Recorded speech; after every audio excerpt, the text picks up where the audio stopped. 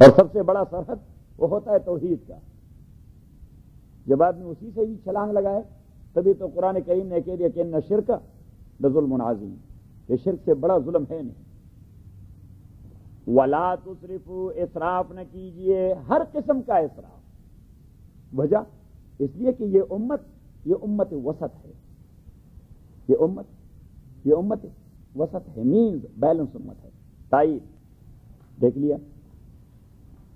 وَكَذَلِكَ جَعَلْنَاكُمْ أُمَّةً وَسَطًا، اور ہم نے اسی طرح آپ کو بنا دیا ہے ایک بیلنس امہ.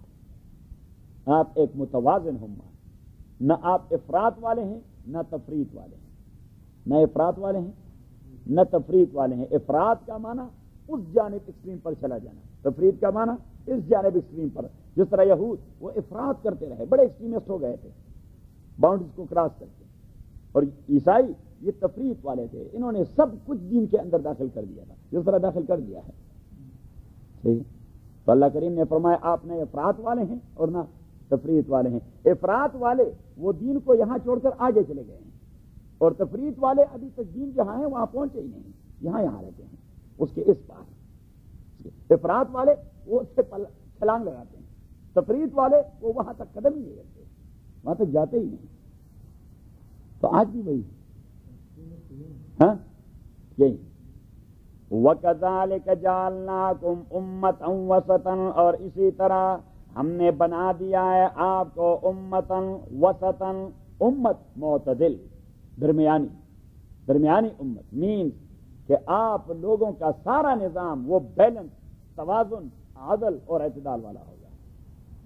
بیلنس، توازن، عدل اور اعتدال والا ہوگا.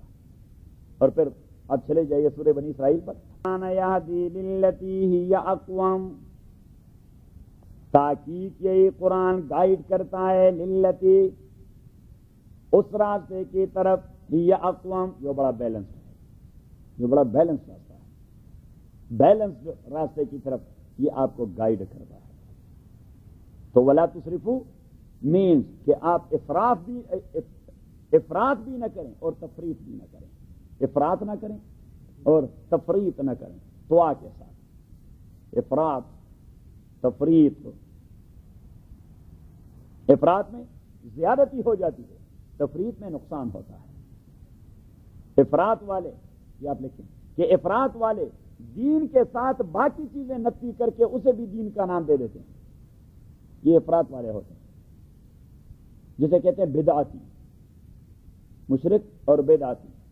اور تفریط والے وہ دین سے کٹائی کر کر کے اس کو صرف ایک دڑ بنا دیتے ہیں، باقی اس کے سارے ارگن کٹا دیتے ہیں.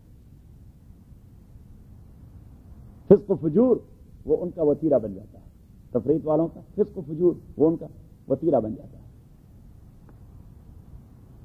وَلَا تُسْرِفُوا إِنَّهُ لَا يُحِبُّ الْمُسْرِفِينَ، اللہ تعالی محبت نہیں کرتا المسرفین، مسرفین کے ساتھ. اب عقیدے کا اسراف ہو تو اللہ وہ بھی پسند نہیں کرتا، عمل کا اسراف ہو تو اللہ وہ بھی پسند نہیں کرتا، اکنامکس کا اسراف ہو تو اللہ وہ بھی پسند نہیں کرتا. آپ سورہ بنی اسرائیل آیت نمبر 26 دیکھ لیا. وَآتِ ذَا الْقُرْبَى حَقًّا، اور دے دیجئے قرابت داروں رشتہ داروں کو اس کا حق. والمسکین، اور مسکین کو دیجئے. وابن السبیل، مسافر کو. ولا تبذر تبذیرا، ولا تبذر تبذیرا، آپ تبذیر نہ کریں. تبذیر مینز کہ in a wrong way you are going to spend your money. ولا تبذر تبذیرا، آپ ایسا نہ کریں. پیچھے فرمایا کہ ان المبذرین کانوا اخوان الشیاطین، تاکید تبذیر کرنے والے وہ شیطان کے بھائی ہیں. اگر آپ نے صدقے بھی کرنے ہیں تو اس میں بھی آپ نے عدل اور توازن کا دامن ہاتھ سے نہیں چھوڑنا. پیچھے فرمایا وَكَانَ الشَّيْطَانُ لِرَبِّهِ كَفُورًا، شیطان اپنے پروردگار کا بڑا ناشکرا ہے تو اس کے بھائی بھی ناشکرے ہی ہیں. وَإِمَّا تُعْرِضَنَّ عَنْهُمُ ابْتِغَاءَ رَحْمَةٍ مِّن رَّبِّكَ، اگر آپ تورزن غنم، اعراض کر دیتے ہیں حقداروں سے. اعراض کرنا کہ کچھ نہیں دیتے، کچھ نہیں دیتے، لیکن کس لیے؟ اس وجہ سے نہیں کہ آپ بخل کر رہے ہیں، نہیں. ابتغاء رحمت من ربک ترجوها، اللہ تعالیٰ کی رحمت کی امید اور آس لیے ہوئے، جو آپ امید بندے ہوئے ہیں کہ اس قسم کی مال مجھے ملنے والی ہے، پھر میں نے اپنے بھائیوں سے، اپنے بہنوں سے، چچاؤں سے، خالاؤں سے، چاچیوں سے ان کے ساتھ احسان کرنا ہے. ابھی جو دوں گا تو $5-10 دے دوں گا، کچھ مال آنے والا ہے. اللہ کریم فرماتے کہ اگر آپ کا انٹینشن صالح ہے اور آپ اسی وجہ سے نہیں دے گئے، فَقُلْ لَهُمْ قَوْلًا مَيْسُورًا، تو آپ انہیں جو یعنی جب وہ ڈیمانڈ کریں آپ ان سے اعراض کر جاتے ہیں. اس حوالے سے اعراض نہیں کر رہے کہ بخل کر رہے ہیں، نہیں. ابھی آپ $5 دینے کی پوزیشن میں ہیں، جبکہ آپ کے پاس ہفتہ 10 دن میں اتنا مال آنے والا ہے کہ آپ ایک ایک کو $500 دے دیں گے. اس وجہ سے آپ اعراض کر رہے ہیں. تو اللہ کریم فرماتے ہیں کہ ان سے بات جو کرنا ہے فَقُلْ لَهُمْ قَوْلًا مَيْسُورًا، بڑی نرم بات کیجیے ان سے تاکہ ان کا دل نہ ٹوٹے. فَقُلْ لَهُمْ قَوْلًا مَيْسُورًا، ان سے آپ نرم بات کیجیے. وَلَا تَجْعَلْ، یہ ہے وہ توازن. وَلَا، مجھے دیکھیے، وَلَا تَجْعَلْ يَدَكَ مَغْلُولَةً إِلَىٰ عُنُقِكَ، آپ نہ باندھیے اپنے ہاتھ بندھے ہوئے اپنے گردن کے ساتھ کہ جیب میں ڈالتے ہی نہیں کہ کسی کو کچھ دے دیں. قسم اٹھائیے آپ نے کہ پیسہ دینا نہیں کسی کو، کہ پیسہ. تو اس کے لیے محاورہ ہے گردن کے ساتھ ہاتھ بندھے ہوئے ہیں. عرب کہتے تھے کہ فلاں کے ہاتھ گردن کے ساتھ بندھے ہوئے ہیں. ہمارے ہاں پشتوں میں ضرب المثل ہے، سیدھے جیب کی لڑم دے، جیب کے کیس کے جیب میں بچو بیٹھا ہوا ہے، اگر یہ ہاتھ اندر داخل کرے گا تو اسے کاٹ دے گا، ڈنگ مارے گا. تو اس لیے وہ جیب میں ہاتھ ہی نہیں ڈالتا. وَلَا تَجْعَلْ يَدَكَ مَغْلُولَةً إِلَىٰ عُنُقِكَ، اور نہ باندھیے اپنے ہاتھ اپنے گردن کے ساتھ، یعنی بخل نہ کیجیے. وَلَا تَبْسُطْهَا كُلَّ الْبَسْطِ، دیکھیے وَلَا تَبْسُطْهَا كُلَّ الْبَسْطِ، اور ایسا بھی نہیں کہ مکمل پھیلائیے. بس ایک مہینے میں سارا معاملہ ختم. ہمارے یہاں پشتوں میں ضرب المثل ہے جو پھوکی ہوئے کہ بس پھوکی پھر منہ سے بلو مارتے رہیں گے. صحیح. اور نتیجہ وَلَا تَبْسُطْهَا كُلَّ الْبَسْطِ فَتَقْعُدَ مَلُومًا، اگر آپ نے دونوں ہاتھ اس طرح پھیلائے خرچ کرتے ہوئے تو نتیجہ فَتَقْعُدَ مَلُومًا، آپ بیٹھ جاؤ گے لوگوں کے ملامت اور تانے سن کے، محصوراً، اور اپنے آپ پر خود بھی حسرت کرتے ہوئے. اس طرح کرتے ہوئے بھائی حماقت کی دنیا تھی، سب کچھ ضائع کر دیا. تو یہ ہے بیلنس جو اللہ تعالیٰ بتا دیتا ہے زندگی میں. اور جو آدمی بیلنس رہا زندگی کے ہر فیلڈ میں تو وہ کبھی سٹریس کا شکار نہیں ہوگا. صحیح. ہم سٹریس کا شکار کیوں ہوتے ہیں؟ اس لیے کہ دیکھتے ہیں کہ بھائی چودھری صاحب کا گھر میں نے جو دیکھ لیا، میں نے کہا میں نے بھی اس طرح کا گھر بنایا. For only to give an example. صحیح. اب میں نے کیا کرنا ہے؟ میرے وسائل ہیں نہیں کہ اس قسم کا گھر بناؤں. صحیح. اب میں نے بینک سے لون لینے اور فلاں کرنا ہے اور فلاں کرنا ہے اور فلاں کرنا. آج مجھ سے کوئی پوچھ رہا تھا کہ جی میں نے سود پر بہت سارے پیسے لے لیے تھے اور بہت ساری دولت کمائی ہے، اب اس کا کیا کروں، مجھے سٹریس ہو رہا ہے. میں نے کہا دیٹس دی تھنگ کہ نبی کریم صلی اللہ علیہ وسلم فرماتے ہیں کہ آدمی اس طرح بن جاتا ہے یہ سود کاتے کاتے یا سود کے مال کو کماتے کماتے، جس طرح آصف زدہ ہو، جس پر جن کا سایہ ہو چکا ہے، جنات کا سایہ ہو چکا ہو. ہم سب پہ جنات کا سایہ ہو چکا ہے، تمام کو احساس ہے لیکن کوئی کہتا نہیں. ہم سب سود کے نظام میں جکڑے ہوئے، خصوصاً امریکہ میں جو لوگ آئے ہیں. کیوں؟ ہم نے ایک ایک گھر پر 2-2 3-3 بینکوں سے قرض نہیں لیے. صحیح. اور ہم نے کتنے خرافات بکے ہیں اس کے اندر. ابھی میں اس نظام کو اسٹڈی کر رہا ہوں کہ یہاں لوگ کیا کچھ کر رہے ہیں، یہاں لوگ کیا کچھ کر، ایون مسلمان کیا کچھ کر رہے ہیں بلکہ کر چکے ہیں. تبھی تو سٹریس میں، تبھی تو مصیبت میں مبتلا ہے. تبھی تو کس میں کیا ہے فرنٹ لائن پہ ہے، وہ فرنٹ لائن پہ. تو اب اس نے کہہ دیا کہ جی میں کیا کروں، آپ مجھے بتائیں، میں یہ پیسے سارے خیر کے کاموں میں لگا دیتا ہوں. میں نے کہا ضرور خیر کے کاموں میں لگائیں. میں نے اسے ایک لطیفہ سنا دیا. میں نے کہا عمر بن عبدالعزیز رحمۃ اللہ علیہ سے کسی نے فتویٰ پوچھ لیا کہ جی اگر کوئی آدمی حرام کے مال سے کمائی کرتا رہے، یعنی بنیاد اس کے تجارت کا حرام ہے اور بہت سارا مال اس نے کما لیا ہے، تو عمر ابن عبدالعزیز نے پوچھ لیا کہ حرام کس نوعیت کا ہے؟ قومی حرام ہے یا انفرادی حرام ہے؟ مین کسی فرد کا مال مارا ہوا ہے یا بیت المال کا مال مارا ہوا ہے؟ اس نے کہا اگر فرد کا مال مارا ہوا ہے تو ہم اسے مضارب بنا کر، کیا بنا کر؟ مضارب بنا کر جو نفع یہ کما چکا ہے 50-50 کروائیں گے، 50 اس مال والے کو اس کے سرمایہ کے ساتھ دے دیں گے، صحیح، اور ریمیننگ 50 جو نفع کا ہے یہ اس کو مل جائے گا. And so will be the case with the مال آف بیت المال، ود دی مال آف بیت المال. اور اس نے کہا کہ جی اگر وہ نہ دیں اس کو تو زکوٰۃ کی شرح کیا ہوگی؟ تو عمر بن عبدالعزیز رحمۃ اللہ علیہ نے فرمایا حرام میں زکوٰۃ ہوتی ہے نہیں، اس کا تو ضبط کرنا لازمی ہے. حرام میں کیا زکوٰۃ ہوگی؟ حرام کا تو ضبط کرنا لازمی ہے. تو اللہ تعالیٰ رحم فرمائے ہمارے مسلمانوں کی حالت پر. ہم یہاں جو آئے ہیں، صحیح، ابھی تو کچھ لوگوں کو پتہ چل گیا ہے. ہم جیسے دیوانے آ گئے، وہ کہتے ہیں یہ بھی حرام ہے اور یہ بھی حرام ہے اور یہ بھی حرام ہے، یہ بھی. تبھی تو لوگ خوش نہیں ہیں مولوی سے، کہتے ہیں کہ بھائی بڑا اچھا کام تھا، سوٹڈ بوٹڈ خطیب آ کر سب کچھ حلال کروا دیتے. یہ مولوی تو عذاب ہے خدا کا کہ یہ بھی حرام ہے اور وہ بھی حرام ہے اور وہ بھی ناجائز اور یہ بھی ناجائز، جائز بھی کچھ ہے اور بیان نہیں ہوا ہے. وہی مسئلہ جو مائدہ کے اندر گزر گیا کہ جب نبی کریم صلی اللہ علیہ وسلم نے محرمات اور حرام کی لسٹ بیان کر دی تو انہوں نے کہا حلال بھی کچھ ہے کہ سب کچھ حرام ہے. تو حضور قرآن کریم نے فرمایا کہ احل لکم الطیبات، اللہ نے جو طیب کا لفظ کہہ دیا ہے تو اس کو ڈیفائن کر کے اسی کو اپلائی کرتے رہیں تو طیبات آپ کے لیے حلال ہیں، محرمات کبھی حلال نہیں ہوں گے. تو بس اب سارے لوگ سٹریس میں کیوں ہیں؟ اس لیے کہ ہم اس چکر میں پڑے تھے.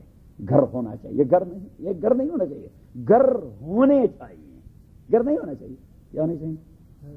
گھرز، کیونکہ اردو میں اس کا جمع ہے نہیں، ہاں تو گھرز ہونے چاہیے. موٹر نہیں ہونا چاہیے، موٹرز ہونے چاہیے. اور موٹر بھی کس قسم کے؟ ہمارے والے جیسے نہیں کہ کبھی بریک خراب ہوتے ہیں اور کبھی اس کا ابھی میں عمر دین سے کہہ رہا تھا کہ اس کے بریک خراب ہیں بھائی، اس کو کچھ دیکھیں اور کھول دیں اور دیکھیں کہ کیا ہو رہا ہے.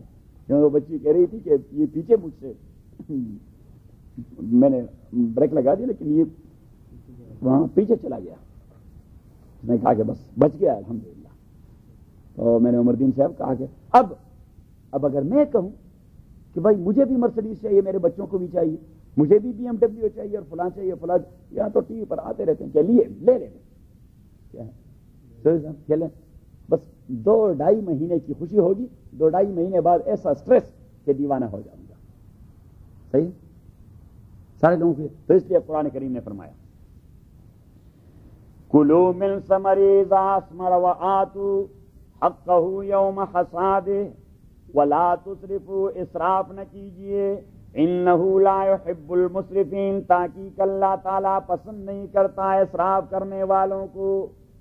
تبھی نبی کریم صلی اللہ علیہ وسلم نے ایک حدیث بڑی پتے کی. آپ صلی اللہ علیہ وسلم کے سارے ملفوظات پتے کی، لیکن اقتصاد اور اکنامکس کے حوالے سے ایک حدیث جو آپ صلی اللہ علیہ وسلم نے بیان فرمائی اور اسلامی اقتصاد کے لیے ہم نے اسے فاؤنٹین قرار دیا ہے، علماء نے اسے فاؤنٹین قرار دیا. حضور پاک نے فرمایا کہ الاقتصاد نصف المعیشہ وما عال من اقتصد، خرچ اور آمدنی میں توازن پیدا کرنا کہ آپ کے اخراجات آپ کے آمدنی سے کم ہوں. حضور علیہ الصلوۃ والسلام نے فرمایا 50% اقتصاد اور اکنامکس کو آپ نے کنٹرول کر دیا اور فرمایا وما عال من اقتصد، جس آدمی نے اپنے اخراجات کو اپنے انکم کے لیول تک نیچے لے آیا تو وہ کبھی بیگر نہیں ہوگا، وہ کبھی گداگر نہیں بنے گا. بس کتنے پتے کی بات ہے. لوگ تحقیق کر کے پتہ نہیں ایک دن ایک بات کرتے ہیں، دوسرے دن پہ اس میں خامی آ جاتی ہے. پیغمبر تو ڈائریکٹ اللہ سے ایک لفظ لے لیتے اور وہ کہہ دیتے. تو فرمایا کہ وما عال من اقتصد، الاقتصاد نصف المعیشہ وما عال من اقتصد. اور حضور علیہ الصلوۃ والسلام نے قناعت کا جو درس دے دیا ہے احادیث کے اندر. نبی کریم صلی اللہ علیہ وسلم نے فرمایا کہ من اصبح، چودھری صاحب آپ تو یہ حدیث ادنے پلے باندھ لیں کہ من اصبح آمنا فی سربی معافا فی بدنی عنده قوت یومہ فعلی الدنیا العفا.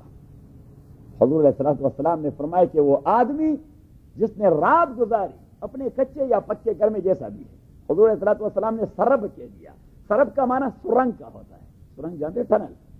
ٹنل تو حضور صلی اللہ علیہ وسلم نے گھروں کو ٹنل کہہ دیا کہ من اصبح آمنا فی سربہ, آرام سے اس نے پیسفلی اس نے رات گزاری اپنے سرنگ کے اندر, معافن فی بدن, اور صبح جب اٹھا اس کے بدن میں کوئی تکلیف نہیں تھی. عندہ قوت یومی, اور آج کا دن جو چھڑ گیا ہے, آج کا دن جو چھڑ گیا ہے شام تک, عندہ قوت یومی, اسی دن کا رزق, اس کے بچوں کا رزق اس کے پاس موجود ہے, اسی ایک دن کا. تو حضور علیہ السلام نے فرمایا فعلت دنیا العطا, وہ کیوں مرتا ہے دنیا کے لیے اور دنیا داری کے لیے؟ وہ اپنے کو سٹریس میں کیا مبتلا کر دیتا ہے, کیونکہ رات اس نے آرام سے گزاری, کوئی تکلیف نہیں تھی, بدن اس کا ٹھیک ٹھاک ہے, اس کے پاس ایک دن کا کھانا موجود. فعلت دنیا العطا, یہ عالت دنیا العطا عربی میں ایسا ہی جس طرح ہم کہتے ہیں کہ دنیا پہ تھوک ڈالے.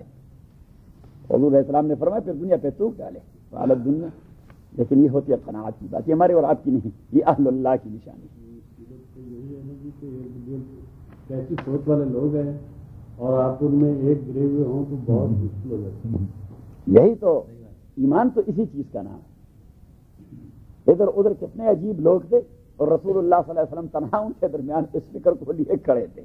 ادھر ادھر کیسے عجیب عجیب لوگ تھے اور بلال ان کے درمیان اکیلے کھڑے تھے. ادھر ادھر کس قسم کے لوگ تھے اور حضرت ابوبکر ان کے درمیان ایسے کھڑے تھے. ادھر ادھر کس قسم کے لوگ تھے, عمر و عثمان و علی, وہ اس فکر کو لیے وہاں کھڑے تھے کہ جو کچھ بھی ان کے پاس تھا وہ کہتے تھے کہ آئے اسے آپس میں شیئر کر دیتے ہیں, کل کے لیے پھر اللہ ہمارا بھی مالک ہے اور آپ کا بھی مالک ہے. بات میں آ رہی. وَلَا تُسْرِفُوا إِنَّهُ لَا يُحِبُّ الْمُسْرِفِينَ. وَمِنَ الْأَنْعَامِ حَمُولَةً وَفَرْشًا, پیدا کر دیا ہے اللہ تعالیٰ نے من الانعام, حیوانات میں سے, حمولتاً دراز قد بار بردار. حمولتاً دراز قد بار بردار. دراز قد مانا دیکھیے مجھے, لمبے ترنگے, جس طرح اونٹ, ہارس, ڈنکی, خچر, میول کہتے ہیں, میول کہتے ہیں, خچر, تو اسے کہتے ہیں حمولہ. حمولہ مین جو بار برداری کے لیے استعمال ہوتے ہیں.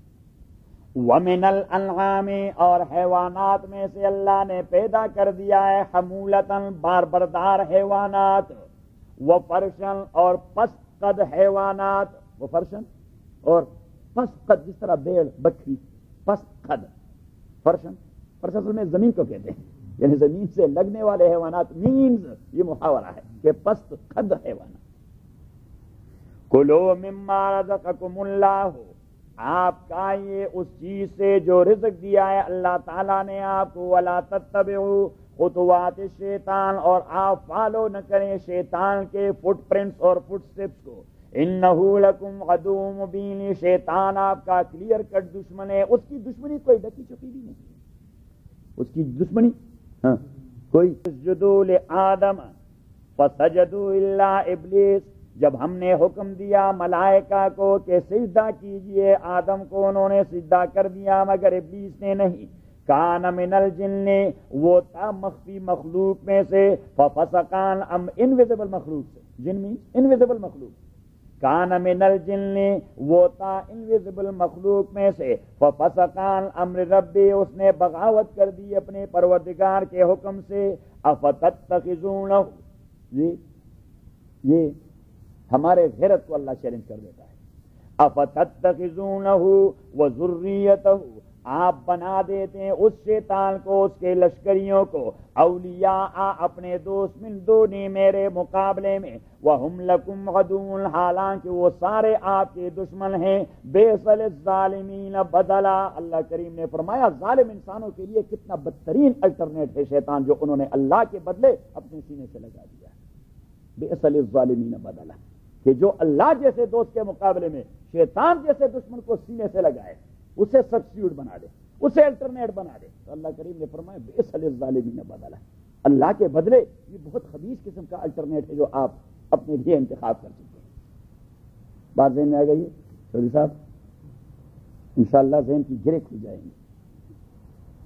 تو واپس اپنے سبق پر. وَمِنَ الْأَنْعَامِ حَمُولَةً, پیدا کر دیا ہے اللہ تعالیٰ نے حیوانات میں سے حمولتن بار بردار و فرشن اور فسقد کلو آپ کا یہ مما رزقکم اللہ ان چیزوں سے جو دیا ہے آپ کو اللہ تعالیٰ نے ولا تتبعوا فالو نہ کریں خطوات الشیطان خطوہ دیکھیے خطوہ اس چیز کو کہتے ہیں دو پاؤں کے درمیان جو فاصلہ ہوتا ہے اسے عربی میں کہتے ہیں خطوہ اسے عربی میں کہتے ہیں خطوہ اصل لفظ یہی ہے لیکن اب مفہوم کے اعتبار سے فٹ سٹیپس کہ آپ شیطان کے فٹ سٹیپس اس کو فالو نہ کریں انہو لکم عدو مبین تاکہ یہ شیطان آپ کے لیے کلیئر کٹ دشمن ہے ثمانیت ازواج اس آیت کا تعلق ہے آیت نمبر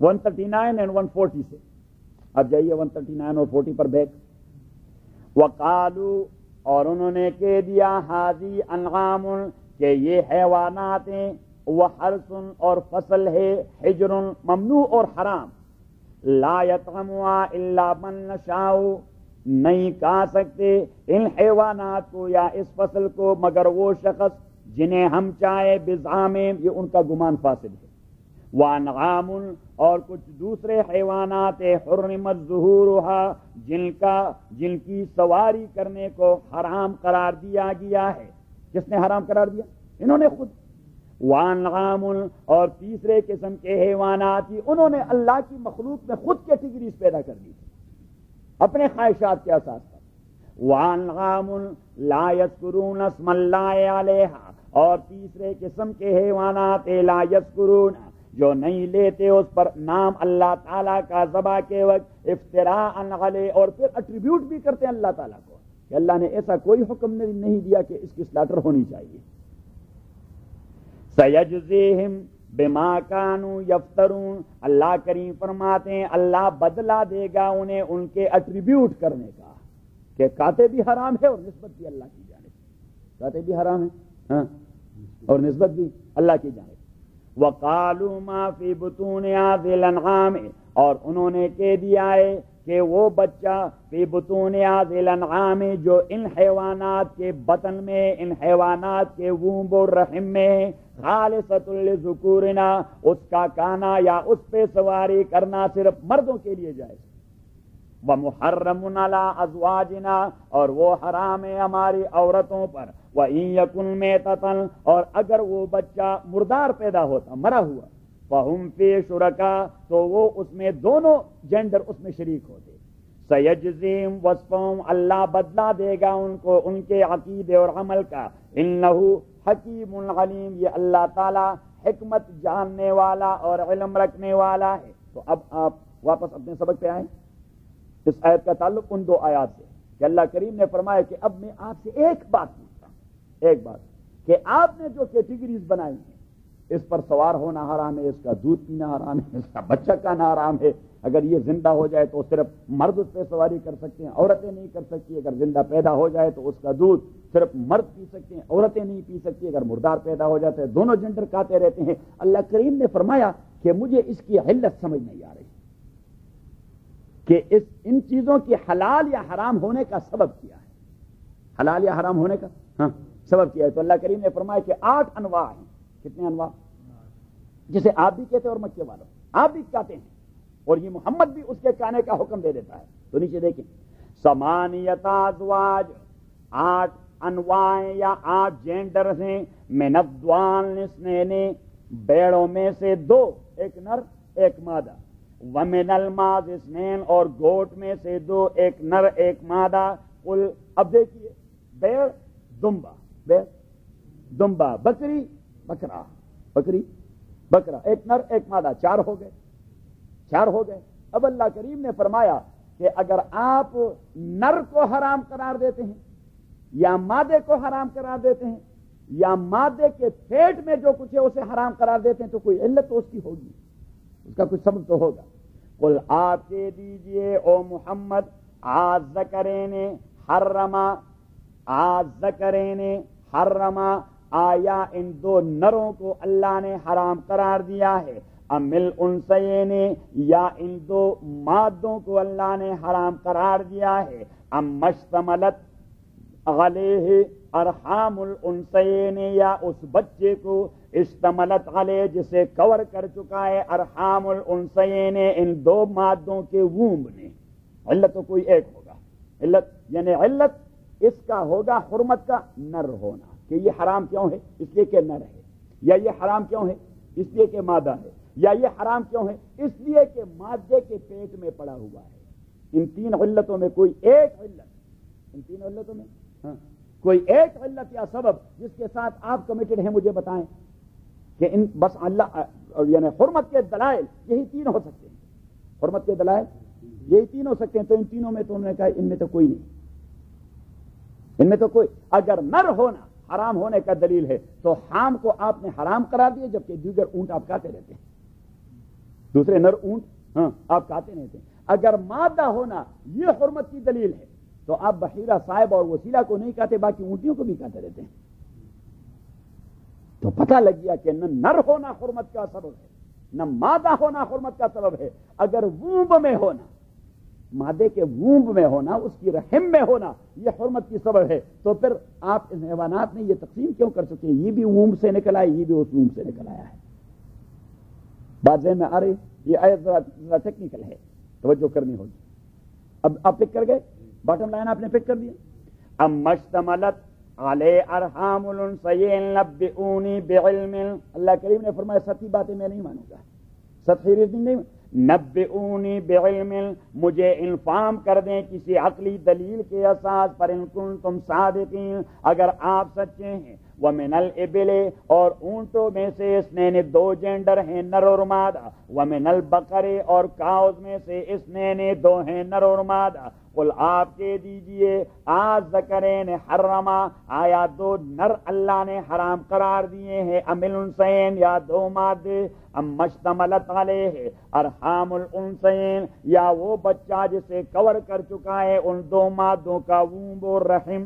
ام کنتم, اچھا اب عقلی دلیل تو آپ کے پاس کوئی نہیں, عقلی دلیل آپ کے پاس کوئی نہیں, اور نبی کریم نے کہہ دیا کہ نقلی دلیل تو میرے پاس آتا رہتا ہے, یعنی اللہ کے ساتھ ڈائریکٹ تو میں ہوں, تو عقلی دلیل آپ کے پاس ہے نہیں. نقلی کی بات ہوئی تو میرے نقل میں یعنی قرآن میں اس قسم کی کوئی بات ہے نہیں. ہاں البتہ ایک بات ہو سکتی ہے, ایک بات ہو سکتی ہے کہ اس قرآن میں اللہ نے نہ بتایا ہو اور آپ کے ساتھ اللہ کی کوئی اسپیشل میٹنگ ہو چکی ہو اور وہاں آپ کو بتایا, تو اللہ کریم نے اس کو بھی رد کر دیا کہ ام کنتم شہداء, یا آپ کسی ایسی میٹنگ میں حاضر تھے, وصاکم اللہ بہذا, جب اللہ آپ کو اسپیشلی آپ ہی کو وصیت کر رہے تھے ان چیزوں کی. فمن, یہ بھی نہیں, یہ بھی ان کا دعویٰ نہیں. فمن اظلم, پس کون ہے زیادہ ظالم, ممن, اس شخص سے, افترا علی اللہ کذبا, جو بناتا ہے اللہ پہ جھوٹ, لیضل الناس بغیر علم, تاکہ لوگوں کو گمراہ کر دیں بغیر علم, بغیر کسی دلیل کے. ان اللہ لا یہدی القوم الظالمین, اللہ تعالیٰ کبھی گائیڈ نہیں کرتا ظالم قوم کو. قل آپ کہہ دیجئے, اب یہ مناظرہ ہو گیا, یہ آگے والی بات مناظرہ ہو گیا, آرگومنٹ دے دیے رسول پاک نے, ان سے آرگومنٹ ڈیمانڈ کر دیا, ان کے پاس کچھ بھی نہیں تھا. تو اب نبی کریم صلی اللہ علیہ وسلم سے اللہ نے کہہ دیا کہ ابھی آپ, یہ آپ کا یہ بٹن جو ہوتا ہے تو آپ کا ہوتا رہتا, اچھا کمال ہے. قل لا اجد فیما اوحی الی محرما, آپ کہہ دیجئے او محمد کہ میں نہیں ڈھونڈ پاتا فیما, اس قرآن میں, اوحی الی, جس کی وحی کی جاتی ہے مجھے, محرمن میں, تو اس میں کوئی چیز حرام شدہ نہیں پاتا. غلا طائم, کسی کھانے والے پر, یطعمہ, جو اسے کھاتا ہے, الا ان یکون میتۃ, ان حیوانوں میں سے, تو کسی بحیرے کا, صائبے کا, وسیلے کا, حام کا, اس کا کوئی تذکرہ ہے نہیں. ان حیوانوں میں سے یا حیوانات میں سے چار چیزیں ہیں جو اللہ کریم نے واضح بتا دی ہیں. الا ان یکون میتۃ, مگر یہ کہ وہ میتتن, مردار ہو چکا ہے تبھی موت مرا ہو. او دمن مسفوحا, یا وہ خون جو رگوں سے بہ چکا ہو. او لام خنزیر, یا خنزیر اور پورک کا گوشت. فإنہ رجس, یہ گندگی ہے. فإنہ رجس, ہاں یہ گندگی ہے, یہ فسق ہے. او فسقا احل لغیر اللہ بہ, او فسقا, یا وہ فسق والا کلمہ, فسق والا کلمہ احل لغیر اللہ بہ، جو کلمہ بولا جاتا ہے غیر اللہ کے نام پر کہ یہ نظر نیاز ہے فلاں بابے کا، یہ نظر نیاز ہے فلاں بابے کا، تو فلاں بابے کا نظر نیاز یہ خنزیر سے بھی بدترین حرام ہو جاتا ہے۔ امام بیضاوی نے لکھا ہے کہ اگر آپ بھوکے مرتے ہیں، اگر آپ بھوکے تو حرام کھانا آپ کے لیے جائز ہے کہ جائز نہیں؟ زور سے جائز ہے۔ تو امام بیضاوی نے فرمایا کہ آپ نے حرام کھانے میں اگر چاروں کی چاروں چیزیں موجود ہیں، جو قرآن کریم میں جو ترتیب ہے چاروں چیزیں موجود ہیں، آپ نے اب کس کو لینا ہے؟ اسی ترتیب سے لینا ہے جو ترتیب اللہ نے کر دیا ہے۔ یعنی اگر ایک جانب کوئی کاؤ ہے مردار پڑا ہوا، ایک دوسرا کوئی بلڈ ہے، تیسرا پورک ہے، چوتھا غیر اللہ کا نظر ہے، تو آپ نے وہ مردار کھاؤ کھانا ہے، غیر اللہ کا نظر نہیں کھانا، چاہے اسے ذبح ہی کیوں نہیں کیا گیا ہو۔ آپ نے پورک کھانا ہے لیکن غیر اللہ کا نظر نہیں کھانا، کیونکہ اس کا تعلق ہے دین کے ساتھ۔ اللہ کا خالص حق آپ نے بابے کے گردن میں ڈال دیا، اور بابوں نے ساری عمر یہ محنت کر دی کہ خدا کے بندو توحید کا عالم بلند کیجیے، توحید کا عالم۔ اس لیے تو میں کہا کرتا ہوں کہ لاہوریوں کی وجہ سے حضرت علی حجویری رحمۃ اللہ علیہ وہ بڑے تکلیف میں ہیں، بڑے تکلیف میں ہیں، صحیح۔ حضرت میانی صاحب رحمۃ اللہ علیہ بڑی تکلیف میں ہیں، حضرت میاں میر صاحب بڑے تکلیف میں ہیں، حضرت شاہ محمد غوث بڑی تکلیف میں ہیں، صحیح ہے۔ اور پاک پٹن والوں سے وہ اپنا ولی جو ہے اس کی روح تڑپ رہی ہے کہ خداوند یہ کیا عذاب ان لوگوں نے شروع کر دیا ہے، کیوں چوری سر؟ ہاں، اور لوگوں نے دھندے بنائے ہیں، لوگوں نے دھندے بنایا، وہ لوگ کتنی تکلیف سے بکرا چھترا اٹھا کے وہ اتنے چاول لے جا کے، یعنی دنیا میں سب سے بڑا بابا جو ہے، سب سے بڑا بابا انسانوں میں وہ محمد رسول اللہ صلی اللہ علیہ وسلم، محمد رسول اللہ سب سے بڑا بابا، باقی سارے بابوں کو جمع کر کے وہ محمد کے جوتوں کے برابر بھی نہیں، صحیح ہے۔ یہ ہمارے عقیدے کا مسئلہ ہے، یہ عقیدے کا مسئلہ ہے کہ سارے بابوں کو اور اولیاء کو اور بزرگوں کو جمع کر کے وہ محمد کے جوتے کے برابر نہیں صلی اللہ علیہ وسلم۔ تو آپ جا کے وہاں ذرا دیکھیں، وہاں ذرا دیکھیں، کوئی جیب میں ہاتھ ڈال کر کوئی پینی تو ڈالے کہ اس کا کیا حشر ہوتا ہے وہاں، کیا حشر ہوتا ہے وہاں۔ اور وہاں پہ جی اللہ رحم فرمائے، وہ میں نے جنگلے کے اندر دیکھا اور ڈھیر سارے پیسے پڑے ہوئے تھے اور دھیگے چڑی ہوئی تھی۔ ایک بار ہی میں گیا حضرت علی حجویری رحمۃ اللہ علیہ کے قبر پہ فاتحہ پڑھنے، جب بھی لاہور گیا بس روڈ پہ کھڑے ہو کر میں نے فاتحہ پڑھی کہ الحمدللہ رب العالمین الرحمن الرحیم مالک یوم الدین ایاک نعبد و ایاک نستعین الی آخرہ۔ خداوند اس کو درجات عالیہ سے نوازے، خداوند اس نے توحید کی شمع روشن کر دی تھی، اس کے محنت کے بدلے، اس کے صحیح اور کوشش کے بدلے اس کو جنت میں اور فردوس میں اعلیٰ مقام دے دے اللہ۔ کیونکہ جس چیز کو آپ منع نہیں کر سکتے اس کا مشاہدہ نہیں کرنا چاہیے، صحیح ہے، اس کو دیکھنا ہی نہیں چاہیے، کس لیے جاتے ہیں سر صاحب؟ ہاں یہ اچھی بات ہے۔ فمن اضطر غیر باغ ولا غاد، فمن اضطر غیر باغ ولا غاد، پس وہ آدمی جسے محتاج بنایا گیا غیر باغ، وہ بغاوت کرنے والا نہیں تھا، ولا غاد اور نہ حدود کراس کرنے والا تھا، فإن ربک غفور رحیم، اس نے ان چیزوں سے کچھ کھایا تو آپ کا پروردگار وہ بخشنے والا اور مہربان ہے، آپ کا پروردگار وہ بخشنے والا اور تو آپ دیکھیں ایک اہم مسئلہ، ایک اہم مسئلہ، نظریہ ضرورت یا ڈاکٹرین آف نیسیسٹی، نظریہ ضرورت یا ڈاکٹرین آف نیسیسٹی۔ حدیث میں آیا نبی کریم صلی اللہ علیہ وسلم نے فرمایا الضرورات تبیح المحظورات، نیسیسٹیز وہ حرام چیزوں کو جائز قرار دیتی ہے، ضرورت وہ حرام چیز کو جائز قرار دے دیتی ہے، تبیح المحظورات۔ اور یہی قواعد فقہیہ میں حدیث کا یہی جملہ، قواعد فقہیہ میں ایک قانون کا لیگل میگزم بھی ہے، شرعی قانون کا تمام ائمہ کے نزدیک لیگل میگزم بھی ہے، کتاب لکھی ہے لیگل میگزم پر۔ حنفیہ میں بہت بڑے قانون دان گزرے ہیں، علامہ ابن نجیم، علامہ ابن نجیم، اس نے کتاب لکھی ہے الاشباہ والنظائر، الاشباہ والنظائر۔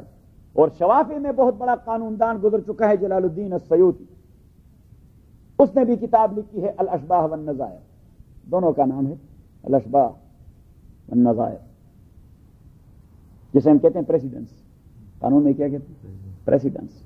تو پریسیڈنس پر دونوں نے کتابیں لکھی ہے، الاشباح والنظائر لابن نجیم، یہ فقہ حنفی میں ہے، اور الاشباح والنظائر للامام السیوطی، یہ فقہ شافعی میں ہے. لیگل میگزمز. اور مصر کے ایک بہت بڑے عالم علامہ حجی الکردی، علامہ حجی، اس نے کتاب لکھی ہے القواعد الفقہیہ، لیگل میگزمز، لیگل میگزمز ان شریعہ. تو یہ الضرورات تبیح المحظورات والا یہ دوسرا قاعدہ ہے ان کتابوں میں. یہ قاعدہ نمبر 2 ہے، میگزم نمبر 2، الضرورات تبیح المحظورات، کہ ضرورت حرام چیزوں کو جائز قرار دے دیتی. آج ایک خاتون پوچھ رہی تھی کہ اگر حج بیت اللہ کے وقت خاتون کو مینسز آئے، اس کا پیریڈ شروع ہو جائے، تو وہ کیا کرے گی؟ تو میں نے کہا کہ سارے اعمال کرتی رہے، مسجد میں داخل نہ ہو. طواف افاضہ یا طواف زیارت کے لیے وہ مسجد میں داخل نہ ہو، کیونکہ مسجد میں داخلہ اس کے لیے ناجائز. باقی اعمال ادا کرنے، وقوف عرفہ، وقوف مزدلفہ، منی میں راتیں گزارنا، رمی الجمار، یہ ساری چیزیں جائز، قربانی کرنا، سب کچھ جائز. اگر طواف بھی مسجد سے باہر ہوتی تو وہ بھی جائز ہو جاتی. طواف مسجد سے باہر ہوتی، لیکن طواف کیونکہ ہوتی ہے مسجد میں، لہٰذا اور مسجد سے باہر ہو نہیں سکتی. کون طواف فی المسجد، یہ واجب ہے کہ طواف آپ نے مسجد کے اندر ہی کرنی ہے. اگر کوئی آدمی کہے کہ بھائی بہت بڑا رش ہے مسجد میں تو قدم رکھنے کی جگہ نہیں، لہٰذا میں باہر اس میدان میں چکر لگاتا رہتا ہوں، تو اس کا طواف نہیں ہوگا، اس پر دم واجب ہو جائے گا، دم واجب ہو جائے گا. تو کون طواف فی المسجد. تو اس نے پھر سوال کر دیا، نے سوال کیا کہ اچھا جی تو پھر وہ کیا کرے گی؟ میں نے کہا کہ وہ طہارت کا انتظار کرے گی. جب پاک و صاف ہو جائے، پاک اور صاف ہو جائے تو پھر وہ اپنی طواف کر دے. تو اس نے کہا کہ آج کے دور میں تو لوگوں کے ٹکٹس اوکے ہوتے ہیں، ٹکٹس اوکے ہوتے ہیں، اور کل ہی اس کی فلائٹ ہے، تو پھر کیا کرنی چاہیے؟ میں نے کہا کہ یہ شریعت کوئی ایسی چیز نہیں کہ جس میں اس کا حل موجود نہیں. شریعت کوئی ایسی چیز نہیں کہ جس میں اس کا حل موجود نہیں. امام محمد سے یہی پوچھا گیا، امام محمد سے حالات کے تناظر میں یہی پوچھا گیا کہ اگر اس نے کل روانہ ہونا ہے تو امام محمد رحمۃ اللہ علیہ نے فرمایا کہ ابھی غسل کر دے، ابھی غسل کر دے، ابھی غسل کر دے، اور اپنے کو مکمل طور پر محفوظ کر دے تاکہ کوئی تلبیس اور گندگی پھیلنے کا خطرہ نہ ہو، اور جا کے پھر طواف کر دے اور استغفر اللہ پڑھتی ہوئی چلی جائے. صحیح بات ذہن میں آ گئی کہ نہیں؟ ہاں بات ذہن میں آ گئی. اچھا تو نیچے دیکھیے، تو ڈاکٹرین نے اپنے سے سٹی، یہ کیوں جائز قرار دیا گیا؟ ڈاکٹرین نے اپنے سے سٹی، الضرورات تبیح المحظورات. پورک کھانا جائز ہے؟ نہیں. آدمی بھوکا مرتا ہے، وہ نہ کھائے تو امام ابو حنیفہ فرماتے ہیں he will die as a sinner. جب وہ مرے گا تو گناہگار ہو کے مرے گا، جب وہ مرے گا تو گناہگار ہو کے. کیونکہ پورک ہم کیوں نہیں کھاتے؟ اس لیے کہ اللہ نے کہہ دیا ہے. کیوں نہیں کھاتے؟ ہم کوئی بیکٹیریا پہ ڈسکس نہیں کرتے. صحیح کیوں نہیں کھاتے؟ نہ اس پہ کہتے ہیں کہ یہ پرانے زمانے میں گندگی کھاتے تھے اور اب ٹھیک ٹھاک کھانا انہیں کھلایا جاتا ہے. صحیح.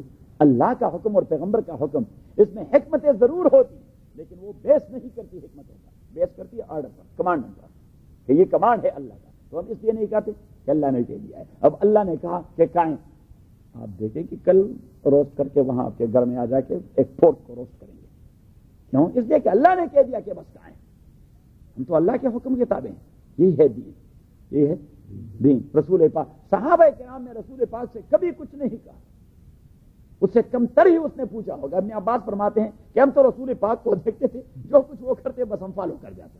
ہم نے کبھی پوچھا نہیں کہ آپ نے کیوں کیا، کل تو آپ نے یہ کیا تھا اور آج آپ یہ کر رہے ہیں. بس جو کل آپ نے کیا وہ دین تھا اور آج جو کچھ کر رہے ہیں وہی دین ہے. اور تبھی تو نماز ظہر میں 10 صحابہ جو آپ کے پیچھے کھڑے تھے، مسجد قبلتین جب اب جہاں بنی ہوئی ہے تو مسجد قبلتین کی جگہ پر ایک صحابی کا گھر تھا جس میں رسول اللہ صلی اللہ علیہ وسلم بمائے 10 صحابہ کے مدعو تھے. آپ صلی اللہ علیہ وسلم نماز ظہر پڑھا رہے تھے، دوسری رکعت سے تیسری میں جاتے ہوئے جبریل امین آئے کہ فول وجہ کا شطر المسجد الحرام ٹرن اراؤنڈ، بالکل پیچھے کی طرف مڑے. تو آپ صلی اللہ علیہ وسلم پیچھے کی طرف مڑ گئے. اب 10 کے 10 صحابہ, انہی میں سے کسی نے تأمل ہی نہیں کیا, ایون ٹو تھنک اباؤٹ, یا یہ کہنے کے سبحان اللہ. امام صاحب کو غلطی ہوگی, کیونکہ امام پیغمبر تو ایسے امام تھے کہ اس کو تو ڈائریکٹ ہارٹ لائن پر پیغام آتا رہا. تو جب اس نے ٹرن اراؤنڈ کر دیا تو صحابہ کرام نے سلام بھی آپ صلی اللہ علیہ وسلم نے پھیر لیا. کسی ایک صحابی نے مجال ہے کہ یہ جملہ کہا ہو کہ حضور کیا ہوا, اور حضور علیہ الصلوۃ والسلام نے قبل اس کے کہ حکم کی بات کرے, حکم سے کہہ دیا کہ ابو بکر فی الجنہ, عمر فی الجنہ, عثمان فی الجنہ, علی فی الجنہ, طلحہ فی الجنہ, زبیر فی الجنہ, سعید ابن زید فی الجنہ, سعد ابن ابی وقاص فی الجنہ, عبد الرحمن ابن عوف فی الجنہ, ابو عبیدہ بن الجراح فی الجنہ. 10 کے 10 کو جنت کی سرٹیفکیٹ دے دی, 10 کے 10 جنت کی سرٹیفکیٹ. اور انہیں پھر بھی نہیں پوچھا کہ کیا ہوا, انہیں پھر بھی نہیں پوچھا کہ کیا ہوا. بس وہ لوگ سمجھ گئے کہ بھائی یہ دین ہے, پیغمبر کو دیکھیں یہ اس طرف مڑتا ہے, اس طرف مڑتا ہے. قرآن کریم کے اندر اللہ کریم نے فرمایا, پتہ نہیں آیت کہاں ہے,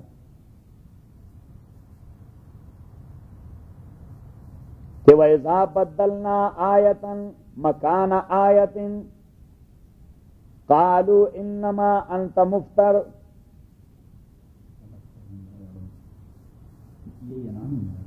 نہیں نام میں نہیں,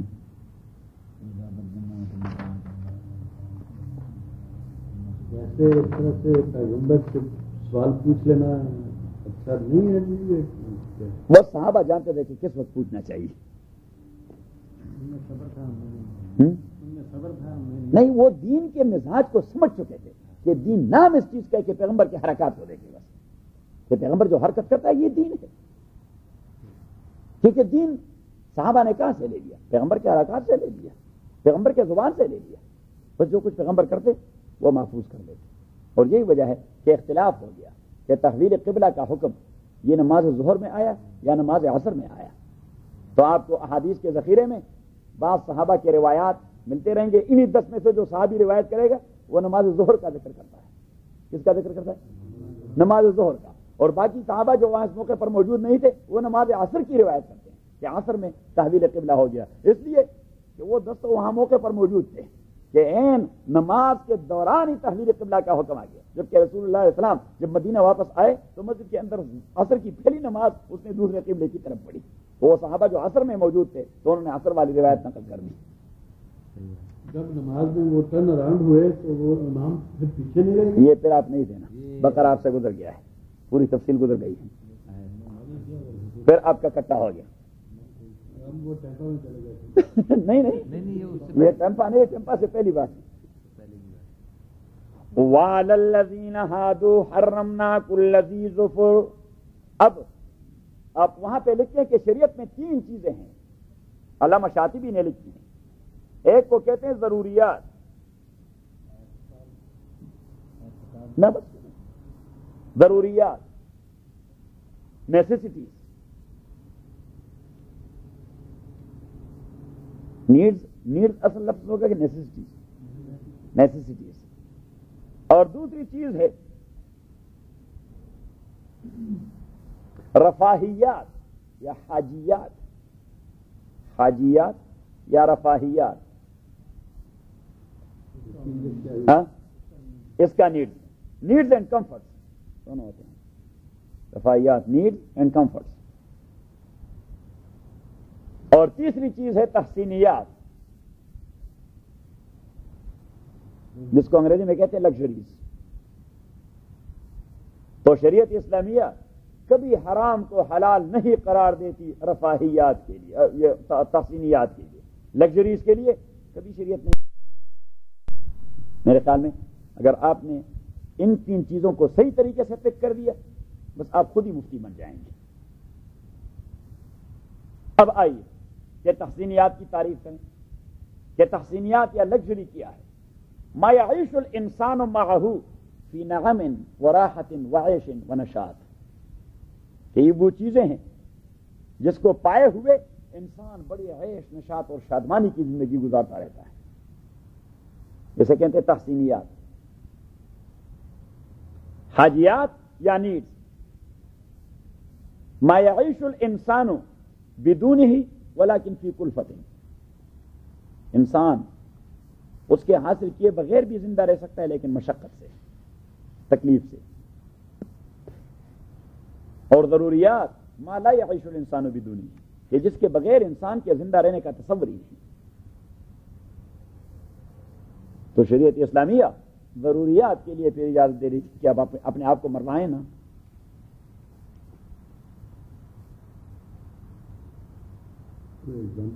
ہاں ایگزامپل دیں گے نا. جماعت جا رہی ہے، چلو جماعت والے اللہ والے ہیں، جماعت جا رہی ہے، اب سخت گرمی راستے میں پڑ گئی اور ایک آدمی وہ پیاس کی وجہ سے مر رہا تھا، خدا نہ کرے. اب پانی کا کوئی انتظام ہے نہیں، ایک انگریز آ ٹپکا، اس کے پاس ایک بوتل تھا شراب